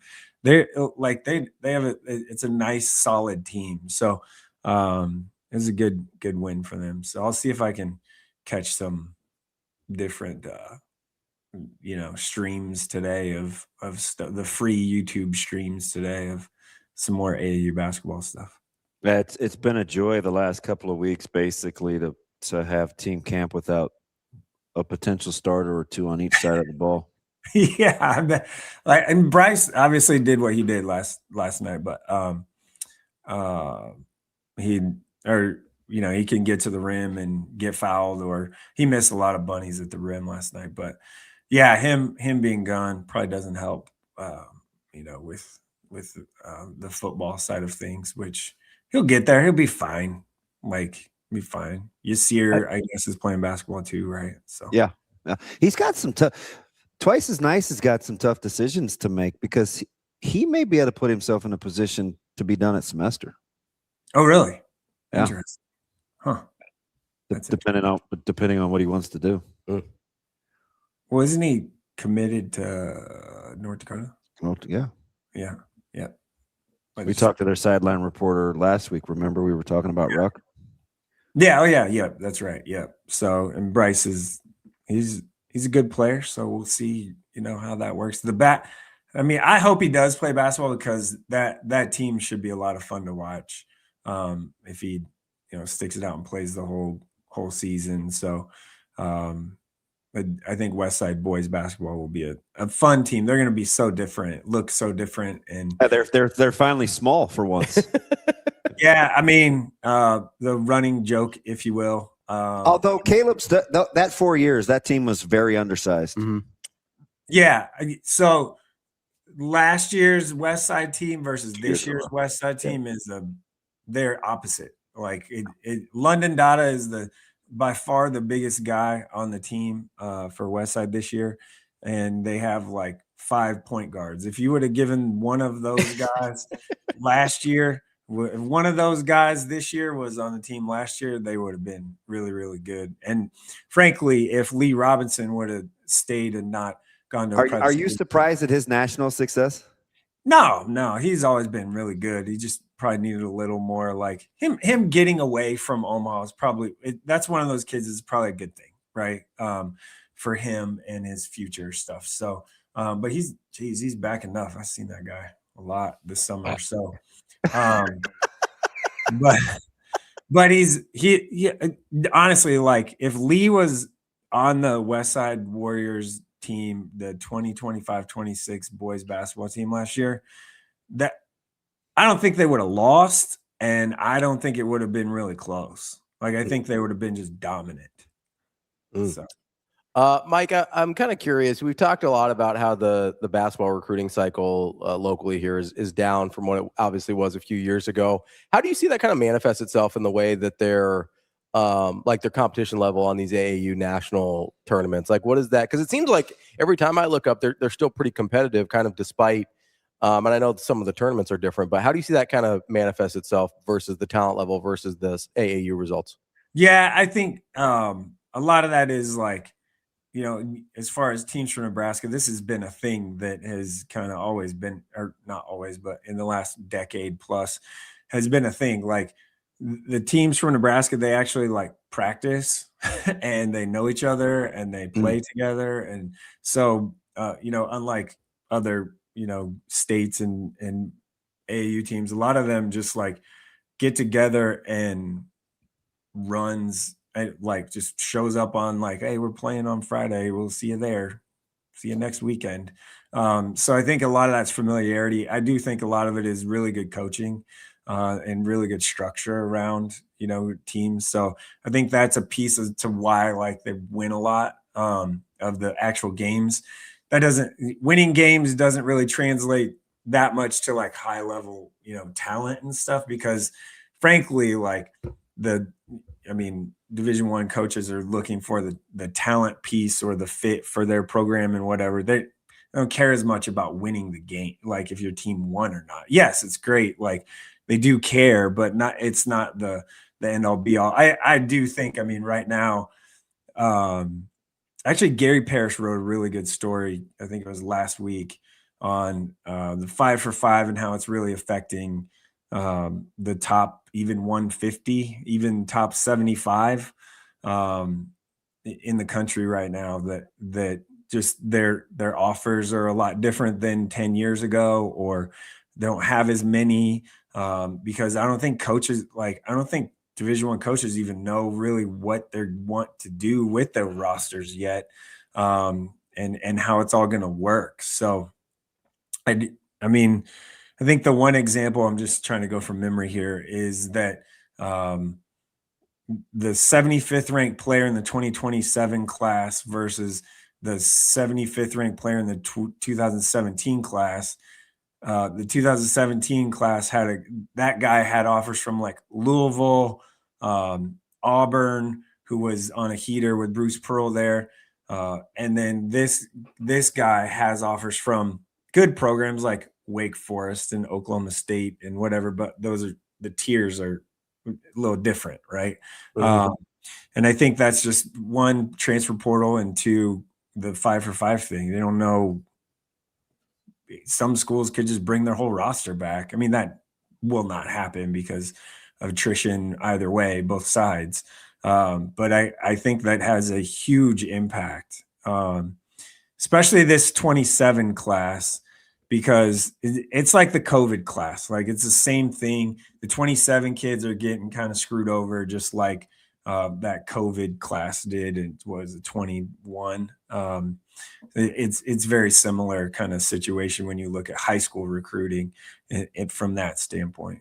Yeah, and Dellinger's got some stuff out. Yahoo Sports had a release. Dellinger's got one from this morning, Jerome, where they're going to have to tweak the bill in Congress, and it seems like a couple of, primarily the Big Ten and the SEC, are ready to have kind of like a plan B of changing some of their own self-governing. Like, we keep talking about this 5-for-5 thing, but man, it seems like it's got some work to do. Mm-hmm. Doesn't Yeah. it? For as much as we talking about it being a foregone conclusion. Yeah, I mean, and there's obviously a bunch of lawsuits which they had to think that those were going to happen. We knew those were coming. Yeah, and so like at this point, like, do you? I think if the NCAA loses some lawsuits, which they're going to, just because that's how everything is gone, then do you just say, all right, we'll grandfather in this one last year, like the guys that ran out of eligibility from last year, we'll grandfather them in. But then primarily that's just for like basketball and baseball, because football, it's far too late to do that. Well, Adrian Dow, he brought up a fantastic point about hockey. Yeah. With how they do the housing and the acquisitions over the age of 19 with hockey. Like, there's no way you can do hockey like that. There's no way. Adrian Dow, by the way, very perspicacious person. So did you wait a minute? Smart. Perspicacious. He's smart. He's very intelligent. No, not that. Listen, where'd you get that word? Mentally sharp person. Where'd you get that word? You don't think I got a vocabulary? It's not in your. Listen, I've known you for almost 13 years. Where'd you get that word? And why? There. He's smart. He's word of the day, toilet paper. Now, see, I maybe would drop that a couple of years ago before I got shamed into using big words. Jerome just tried to just like roll that one on in. Who taught you that, Jerome? Hey, I don't know if you've noticed, but today I'm choosing to be very on point and focused in this conversation. He is unusually subdued. Is it the not 18 coffees? Is you not slamming energy drinks? Like this No, is the coffee mug is empty, so I had that. Dude, that thing is giant. You build sandcastles with that thing? Why? Good Lord. Just a regular coffee mug, man. Is it just distorted because of the camera? It looks like your girls would need to put some like little plastic shovels and some inflatables in that thing. Man, no, that's just a regular mug. I like a thicker, harder mug, so that's what that is. And I mean, I don't know. I'm just in a focused kind of mood this week a little bit. I'm trying to map out the Camp Confidential, where I'll go for all the high school football practices, and that is just like a lot of work, to be honest. So I shouldn't ask if you're getting any of Nebraska or Creighton's practices, because man, it's fascinating to listen to Huss right now talk about this basketball team, because he's so matter of fact. It's fascinating. I saw them. Was it early last week? I think I went and just watched the entire practice, and they got a lot of onlookers. Yeah, well, he's open, right? Like he's like, as long as like there's a circle of trust, I think, with that type of situation, right? But Creighton's always been under Mac. They were open, their prices were open. Nebraska's just not. Like, trust me, if I could go back, if I could go back to the Lee Barfnick days of he's there every day, I would have had to rent an apartment in Lincoln, because I would just be there every day. That's just, their rules are different, and I understand why. I mean, if they did. Think of if Nebraska opened their practices for basketball, you'd have like the 100 people that are on the football beat. They're like just, there to be there, right? So I think that's probably part of it. But it sure would like to just kind of get a little sneak peek in the summer here before It's fascinating how forthright, and he's very matter of fact. He's I think was Lauren yesterday that says he does have a little Altman in him, right? Because you know how Dana would talk, but how he wants his teams to play is fascinating with confidence and bravado and have some, High Point was like that. He's talked about the stark contrast and what he wants from 25 to this 2026 team. To watch him let that go is going to be pretty fun to watch, because he's got a lot in there. He doesn't always say a ton, but there's a lot in there. He's measured for sure, like publicly like that, and even privately if you're just having a conversation. As long as I would say he's very measured with his what he says and does and thinks. And watching them practice though, they're gonna look a lot different. They're gonna feel a lot different. They're gonna play a lot faster, I think, than the last couple of years. And Oswin, that dude's gonna catch a lot of lobs. So yeah, I feel like they were just throwing them. Like another thing too, and Isaac Trout was catching lobs left and right in the practice I was at. Like, I'm just telling you, he looks physically. He looks different. It's like transformation part 3 for him. He had a fantastic practice that day. It's like 3 different body types. I hope you're right. That's my guy. It's kind of like back to what he was in high school. Like, honestly, he's not as slim as that, but like he's playing like that. I think it's maybe some confidence stuff, but Jason looked great. Yeah, he's healthy. I think that's part of it. So how about his inner, like just smiling and like that's that dude's seen a lot. That dude's seen a lot and been through a lot in his like basketball career, even high school wise. And so he's kind of like, think about a couple years ago, like the whole Pop Isaacs experiment sucked. Like, dude was like, that was Ravi's favorite acquisition in the last 10 years. I couldn't believe he was so giddy. Like, it just well, why are you so like skirt and pom-pomming this thing? And it was like, what a lead balloon. How dare you? He's not a good human, right? Like, that's just kind of part of it. I don't know anything about that. I'm not talking about a guy's character. I am. Whoa. Feel good about it. Like, oh, right. All right. Just wasn't a fit. How about that? But it, I do think that when I say look and feel, they're going to be a lot faster, and they're going to be a lot more athletic, and they're going to look a little more like you, DB, than me. So they got some hair under 6 foot. What? You got some hair under 6 foot. What do you mean? They got guys got hair, and they under 6 foot. What do you mean? All right, Jerome. All right, buddy. That's our guy. Cornbread stuff. You're the one that likes cornbread. DB doesn't even like cornbread. Correct. You don't. Hey, did you guys see this though? Can I show you something? What? I picked this up.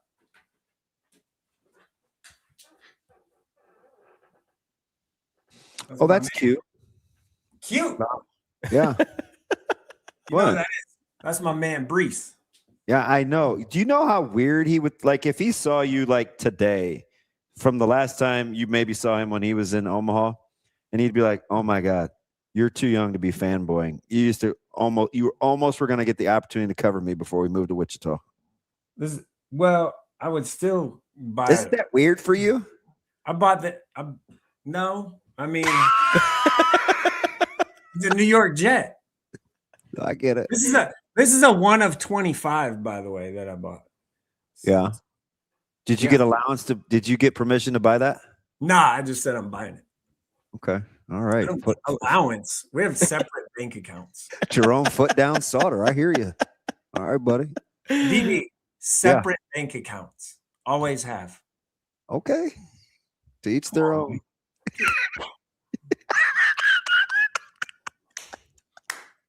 All right, I wonder where that guy had been. You kept him suppressed for 26 minutes. He's back. I know. just trying to be a little. I need to be locked in.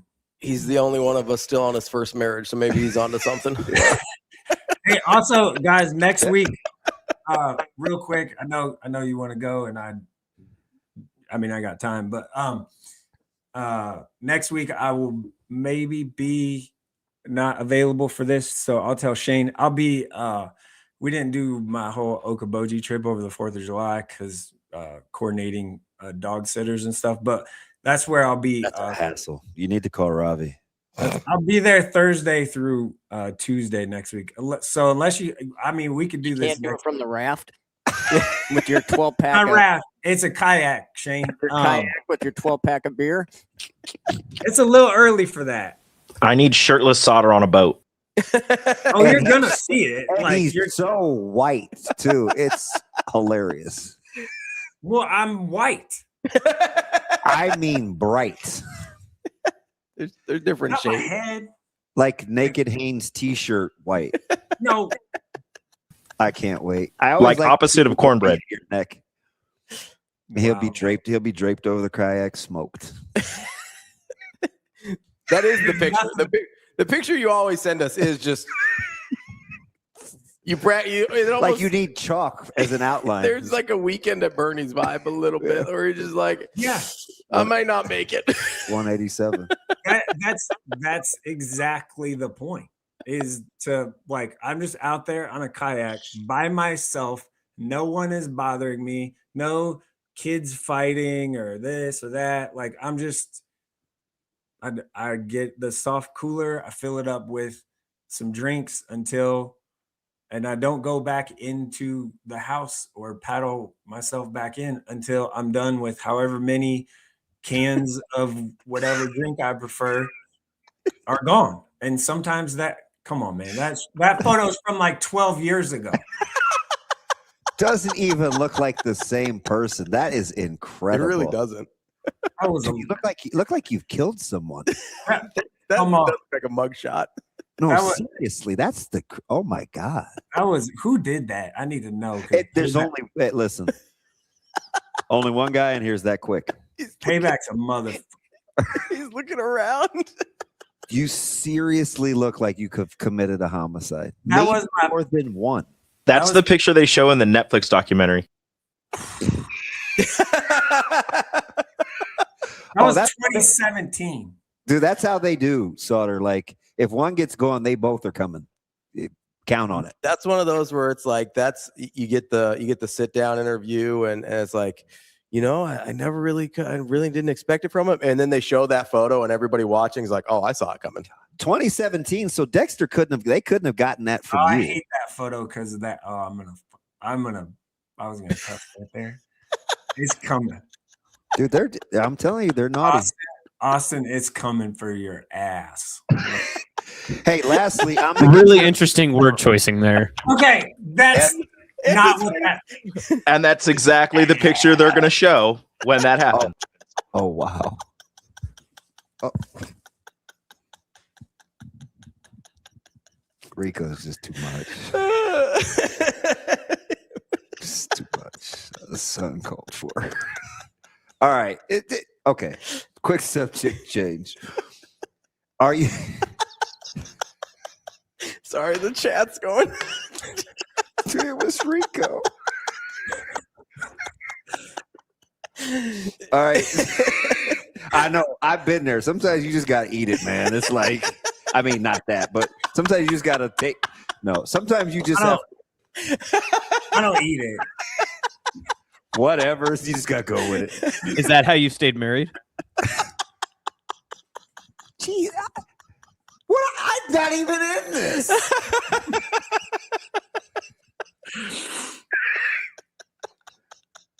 I'm good. I'm good. I tried to help this thing along. Anyway, I was just trying to say, have you taken advantage of the value meal wars where, like, your pit stop places, they got a lot of affordable.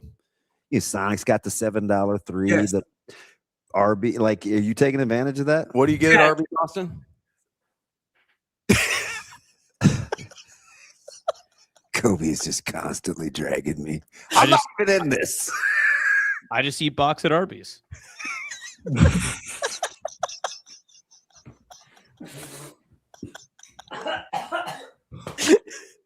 I think you killed him.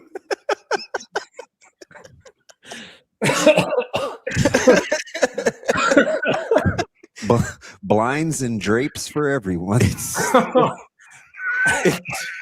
It's a really good deal. That's affordable. Yeah, they get a lot of food. I go with them and they get it. I don't usually get that, but it's a good deal. They get a lot of food. I saw Sonic had a good one. Yeah, $7. Like everybody's got them now. I think they're trying to be competitive. Well, I mean, prices got to come down at some point in life. I don't know when. It's certainly not going to be gas. I mean, back in my day, the gas was 89 cents a gallon when I was a kid. In that 2017 photo? Come on, man. That was a long time ago. All right, but I can't believe Rico. I think we got to take a break. I almost just. Dude, that is a guy that you like shaved the hair, bagged the bodies in plastic. Like, that is very scary. I wasn't even actually shaving my head, like baking my head like I do now. That is wild. That was a long time. That feels like, I know it was a decade, but that feels like forever. That was my first ever headshot at the place I worked that has a newspaper. Well, kind of has a newspaper. Do they still have a newspaper? It's hard to tell. Yeah, it's a headshot. All right, Jerome, you gotta go. These guys are. Right. It's just, yeah, you gotta go. Hey, the Jets are gonna be good this year. I'm telling you. Not a chance. I wouldn't bet on that. You'll be drafting one next year. That's fine. You are the Cardinals. You know the quarterback's coming out. That's sweet. Well, let us pick. Allegedly, they say that every year, Mike. Yep, I keep hearing that. Dante Moore, Jaden Mayava. Hey, yeah. Take Dante Moore. That'd be awesome. No, I'm just saying. There's 100 of them. Like so. It wouldn't have been my first pick. 99 of them 99 could be good, and Jets would pick the 100th. That's what happens. Arch. Watch, we'll end up with Arch. I don't really know if I want Arch. So. Big Arch guy? Yeah, I like McDonald's. Jeez. That's our guy, Mike Sautter. Hurrdat Sports NEB Preps. We'll be back to wrap up the show after this. That's DBM Ravi Lulla. That's Hurrdat Sports Live.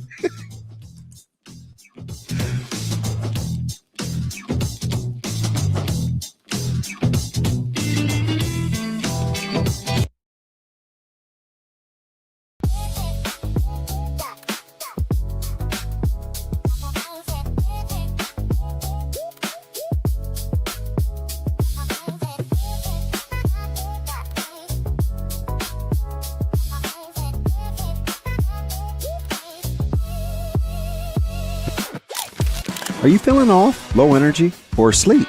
At NextGen Male Medical, we not only evaluate your testosterone, but overall health. Schedule a visit at nextgenmmc.com. Together, we'll get you back on your game.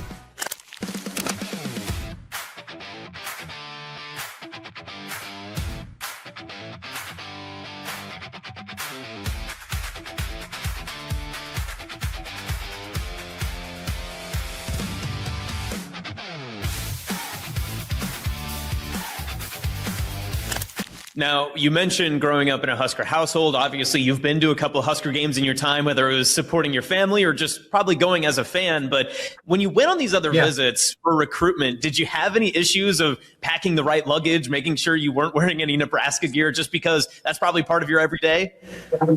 I mean, I'm wearing a Nebraska shirt right now. I'm wearing a Nebraska wristband. I'm a big wristband guy, and I used to wear on this one, other ones. And so, yeah, I went on some game days when my first few visits were game days, and I would be wearing Nebraska wristbands, and I would be wearing that stuff. And my dad kind of had to tell me, you got to stop wearing those to those visits because they may not offer you just strictly off that. And so I thought that was pretty funny. But once you got kind of like I stopped being a noob at these visits, I took off the wristbands, and I was trying not to be, favored to one school because I, grew up watching them. Brothers, dad went there. So, yeah.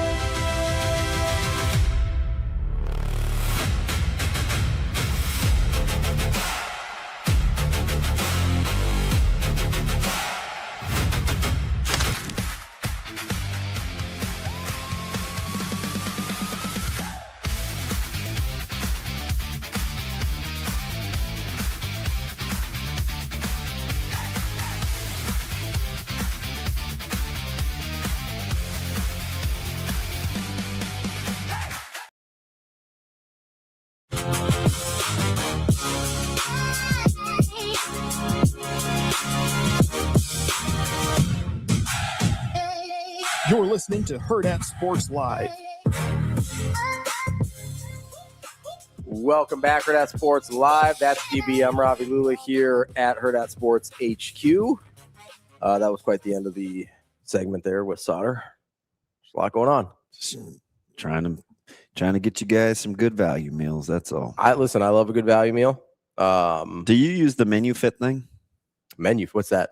It's an app where you can no. I hate how you say that. I don't use apps for my fast food.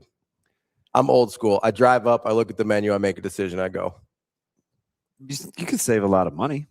Nah. Of course not. Just driving up, driving through. Is there more options on the app? Well, sometimes like you can get a special. Like the other day, I didn't hit send, but I know you're shocked. You build all these meals and you don't ever buy them. You never eat them. If you spent $10 at Arby's, you got a free cheesesteak. Oh, I wouldn't eat that thing for free. Yes, you would. No, I wouldn't. I did not enjoy it. That's not enough flavor, huh? I was very disappointed in that. Just the idea of eating another one is not making me not feel good right now. It wasn't gross. I didn't like it. I got to space it out. I'll go to Golden Corral sometime next week, but then it'll be. You want to go after the show one day? Yeah. Let's go. Bellevue's not too far from here. No. It's an easy drive. I mean, just been around the 75. Yeah, that'd be all right. Let's do it. Austin, you want to go to Golden Corral with us? Wait. Can you drink there? I'm sure people do. You can't drink at Golden Corral. I don't think. You can drink anywhere nobody catches you. Is it even on the menu? I don't think so. It wasn't the last I knew. But there is no alcohol at Golden Corral. You could probably sneak your own in, but it's not there. That's not even worth it.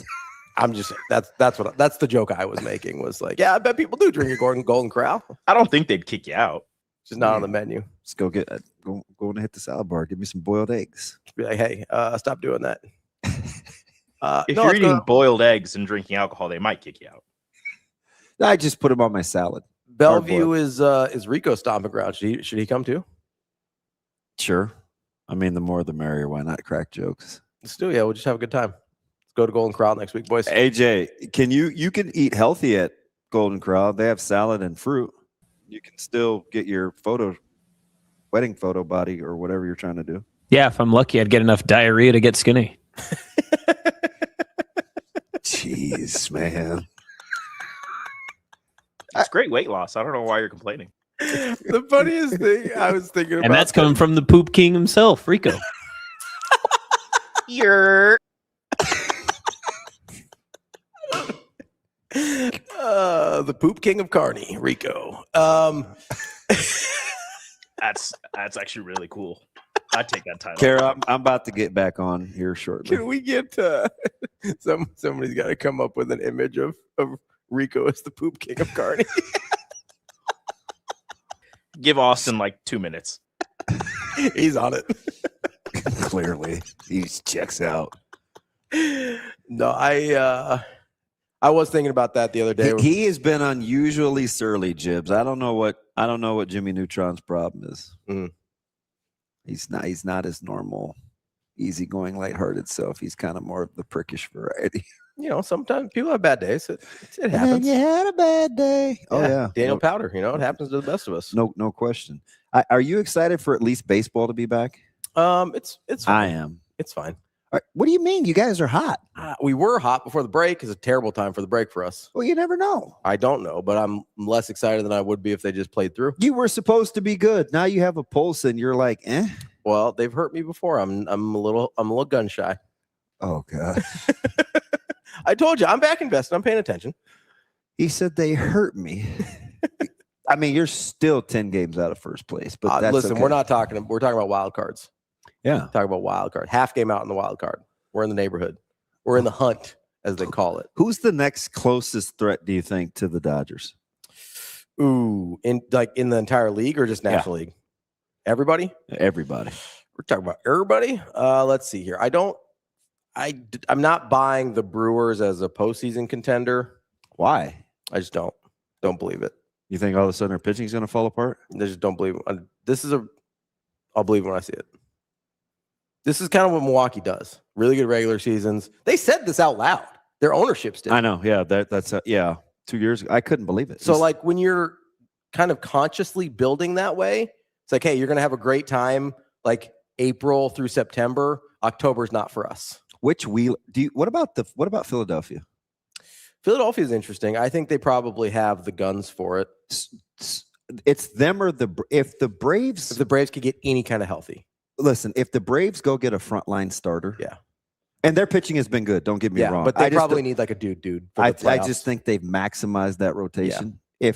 If Atlanta goes and gets like Scooble, then you're in trouble. Or you're at least. I don't know about that. I mean, it's gonna be interesting. Yeah, a lot more interesting than it is right now. I would probably say Atlanta or Philly. I don't know who in the. I guess the Yankees. There's nobody in the AL. There's nobody in the AL. At some point, the Yankees lineup will get healthy. They get teams out. Yeah, they got to pick it better. I told you about the unearned runs. Yeah, the 50 of them or whatever 50, out of there. 51. Yeah, that's a problem. That's incredible. They'll at some point figure out how to hit. They should get Freed back, right? And they need their hammer back. Let's see. Kind of like Thor. All comes back to Ragnarok. Dude just lays in the cut. Like, yeah. I mean, do we have time? Do we have time frames on Judge? Kobe, what are they saying about Judge? Because that's gonna make a difference. Are they? What's he got? Is it a couple weeks? Are they getting Stanton back ever? Does it matter? I don't know. That lineup has been pedestrian. Scott, I used to like the Cubs. I don't know. You love the Cubs. It's not going to score enough. Love the Cubs. Although at one point the Dodgers did lose like 4 in a row to them, though, or 5, maybe 6. Is Rodon coming back at some point? Yeah, because they've got a lot of. Those 4 guys right there. If they can get healthy, then I'm interested. Yeah, Carol, he loves baseball. He's not close. Who? I thought Judge was within a month. Let's see. What does not close mean? They're still doing imaging and stuff on him. So all the other guys that I was reading on just now, this was about a week ago. So right before the break, they're redoing some imaging on the rib. So I don't think he's even like in like the workout stage yet. Or Stanton, I think, is running again with the calf. So that's something. I think Freed and Rodon. I would not expect Stanton, but that's just me. I mean, I wouldn't expect to count on him, but you might get lucky and he's healthy at the right time. Like, I don't know.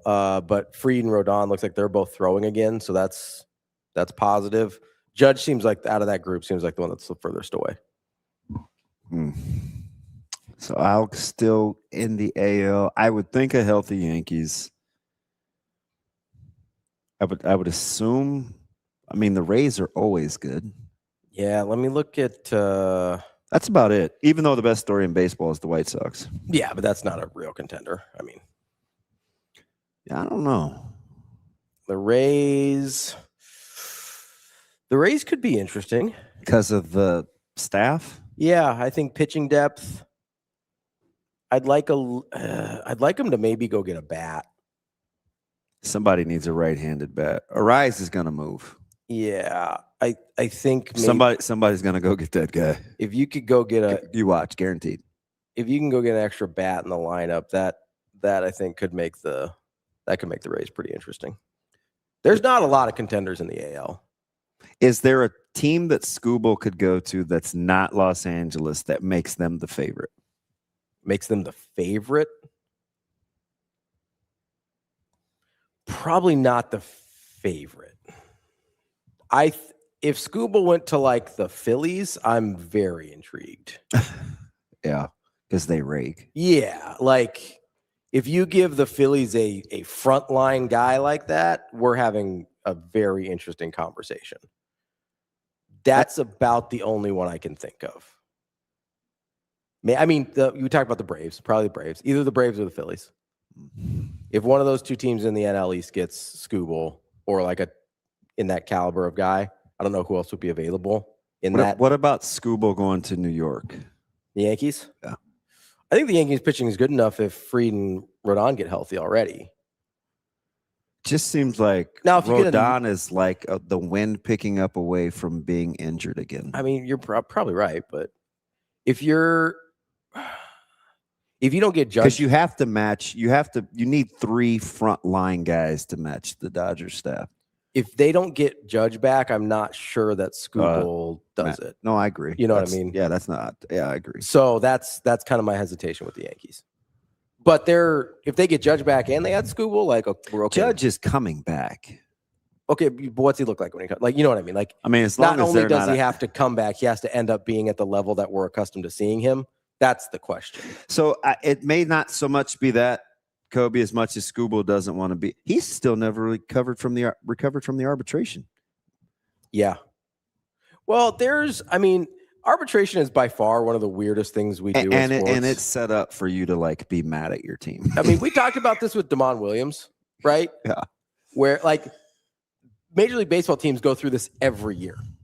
They go through almost exactly the Damon Williams in Washington situation every year, where somebody else would definitely pay you more money. You're probably worth more money. You are contractually obligated to not get more money. And you have the added little sprinkle of, we have to talk bad about you in order to make sure we don't have to pay you more money. Here's the funny thing about baseball, right? They could just pay him more. Like if you value your player. Yeah. And I think it's how it's set up too, right? Because the arbitrator has to hear a case of why a team doesn't think you're worth it. Yes. So they're just airing out. You're obligated to trash talk a player that you need. Yeah. Right? Like that's one of the strangest things that we do in sports is the arbitration hearing. I understand like, hey, you want to get good value for your players and stuff like that, and you don't want to overpay, but like long term, that has to have more negative consequences than the money that you're saving. Right? Like that's insane. Yeah. If you're like, hey, Tarek Scooble, we get it. You're awesome. Cy Young winner, one of the best pitchers in baseball, but we have to talk all this trash about you to keep your value down. Like, you think he's going to want to stick around long term? Heath, what would you like to see the Cubs do, though? You know? Well, apparently Rosenthal says the Yankees. No, I saw it yesterday. It was yesterday mid-morning. Oh, the update on Judge is coming today. Oh, okay, gotcha. I thought you were talking about Scooble. No, I was. I mean, people say they aren't moving guys all the time. Oh, I don't care about that. Like that means nothing to me. It's like. Well, wait, you said, and then all of a sudden an offer comes, and it's like. I mean, you got Tyon, you've got Cabrera. The Cubs just need to get healthy. Even if healthy, do you like their lineup enough? No. It depends, right? Like, is there a bat out there that what Bregman and Swanson do I get? I mean, which ones have you gotten so far? Streaky. Yeah. I mean, streaky in general, even if you like streaky in general doesn't last an entire postseason. Except if it's in the postseason. Yeah. But are you going to get them both in the right streak at the right time? Carol, are you a Giants fan? No, Carol's a guy. Carol a guy? Shane, you poop your pants? I could see Carol being a Giants fan. Oh, wow. Can we, at some point when we get some downtime, I want to explain where this riff came from. Which one? Between Carol and Shane. Oh, I don't know. What a it wasn't great anything photo. Immediate. Did you see? No, it's terrible. That might be the. I don't even know where he gets these graphics. That is just gorgeous. Thank you, Austin. I appreciate this one. Rico, what's the sound effect again? What an incredible graphic. And you think we're going out in public together? Austin, can you send that to me? Why would you? What a weirdo. Why would you want that? New profile pic for Rico. Rico, you're right, though, Rico. You're not afraid to say, I'll be right back. Hey, sometimes you got to handle your business. Yeah. Listen, some people would rather be the king of a pile of ashes rather than be the prince of a nice castle, you know? Listen, just want to be the king of something. I'll let my left eye look brown before I go in that bathroom. I'm close to home. I'm good. It stuns me that like you're just such an anti-public pooper. Are you just shocked? Yeah, like I understand. How is this dude changing his avatar so fast? He can do it in milliseconds. Like I understand. How'd he grab it? He probably screenshotted. Dang. Like, I understand not being your preference, but to like avoid eating so that it never happens. Like some people call that proper planning. We're just doing a lot. Some people call that OCD too. Proper planning. A lot going on there. He said because it takes milliseconds. God, I go from wanting to hug him to choke him about What? every 5 minutes. What? Did he call me a jackass earlier? Yeah, he did. That wasn't very nice. What about public pooping is like so offensive to you? Hygiene, the cleanliness. Okay. Scott, I don't. It's never. He doesn't eat. He doesn't eat. It's not an issue. Scott, he just doesn't eat. You've seen it. Like it's not doesn't come up. Just shuts it down. Yep. I'm just saying your relationship with germs is hilarious to me. Germs? You're throwing germs and bacteria in the same discussion? Yeah, I am. Okay. Because I know you're going to go to the meat thing. I'm just saying, like, you could, if there was any chance you would accidentally eat lettuce, you wouldn't be able to tell. I'm just messing with you, Kobe. If your stomach problems are from the meat that you left on the counter or from the Taco Bell lettuce that you ate. Like, you'd never be able to tell the difference. You'd be like, which version of diarrhea is you guys, this? nationally, is that still a thing? Have they found the culprit? They believe it was Taylor Farms supplied shredded lettuce to Taco Bell, which started that's the latest theory. Boy, that would be measurable. I'd be pretty upset. Yeah. I'm just saying, you wouldn't be able to tell the difference between that and like your normal, I left my meat out on the counter diarrhea, though. I don't think that's what it makes me do. You think that that's independent of the Yeah, meat left out? sometimes it just hurts, but nothing has to happen. I hate how you phrase that stuff. I do, really. It truly eats at my soul, and I play it off. But I'm grinding down my back molars as we speak. Husker P says, as someone who travels a lot, hotels are the best places. Those bathrooms get cleaned 3 times a day. Absolutely. I will say first floor lobby. Yeah. That's my go-to because that's the one that they think people are in the most. So it is always immaculate. Yeah, absolutely. There's a place in Regency that you'll go that I pulled over and stopped in the middle of the day. Like an emergency situation? It's about 3 years. Yeah, it's about 3 years ago. Yeah. Yep. It's like, uh-oh. And believe me, I perused. You went full Carl Lewis? And I was like, oh, this place is always amazing. So this was long ago enough. It was where Coach Lewis brought his team. Mike Lewis. They were staying at that hotel. Oh, okay. Yeah. I know where that is. And I was like, hey, have you guys left yet? He's like, no, we're heading over to Omaha here in a bit. I was like, all right. Help me. Just in case anybody saw me. What are you doing? Oh, I was just going to see Coach Lewis. Yeah. That's fine. I don't know why. This is too much for pods, but I don't know what happened that day. I'm usually kind of on. That might have been a fluke. I don't know. Yeah, just can't remember what you ate that day. I don't. Sometimes, like rarely, but every now and again, it just like taps you. Excuse me, it's time to go. And I'm always, and I talk to I'm like, what the?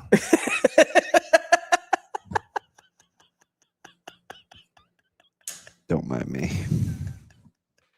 Kobe, do you not go at work? We drove by that dealership. It's a pretty dealership. That's why he's mad at you. That it's because you didn't stop. He said that. That's why he's mad at you. Oh, well, tell me to. Didn't invite. He's told everybody to come out. Nobody's like, hey, come see me. Matt, I don't know when the Bussies is supposed to open. I have no idea. Sasha's gonna be pissed. Shane, hit the music. Wait, did he? Oh, wait, if he's cussing, he might have. I got to go back. We were just going rapid fire. I didn't. I know. And if he's like that, that means he did. I have to go back and look. We were going super fast. He's all caps. You said you were going to stop before your reservations in DMS. He's mad. Or in DMs. Wait, what did he say? I thought he was like abbreviating. It's all caps. Austin, shut up. Now I got to go back. I thought it was like a location. My bad. He did. He thought he meant Des Moines. I did. But I was like, wait, that's the wrong direction for Kobe. I think you do drugs and you just don't tell anybody. Carol, Bussies is so good. Went a couple weeks ago and it was worth the time and money. There you go.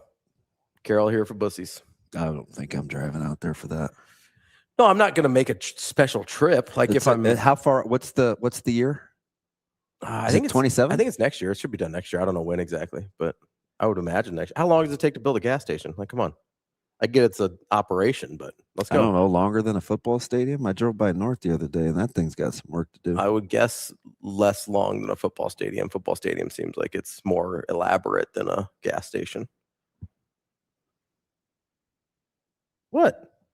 You think a football stadium is less elaborate than a gas station? A Buc-ee's? A Bussies?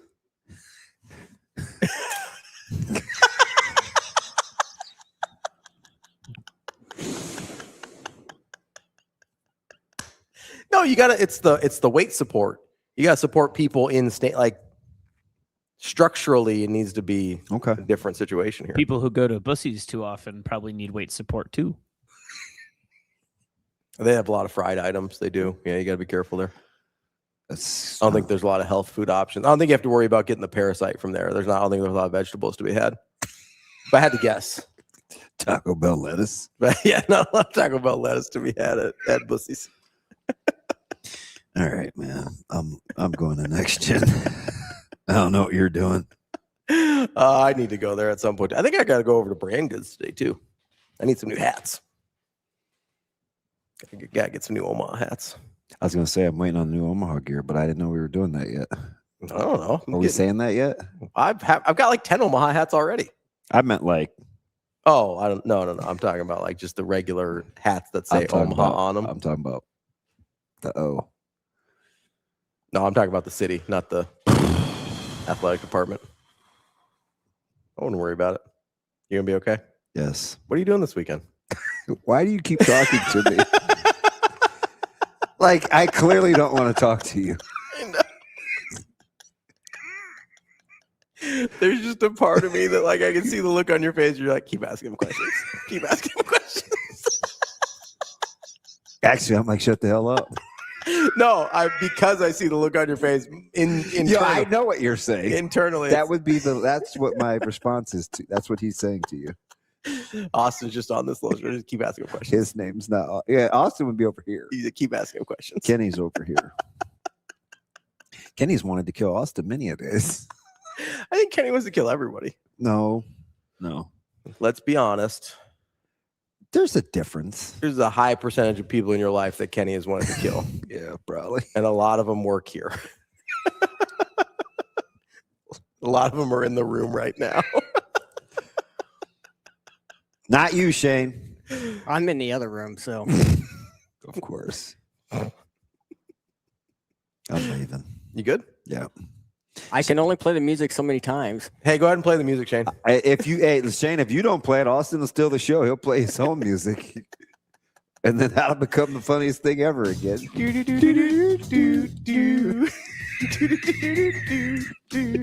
And Enrico.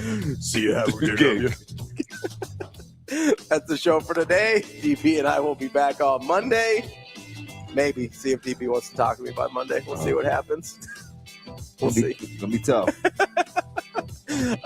Have a good weekend, everybody. We will see you on Monday. It's Hurrdat Sports Live.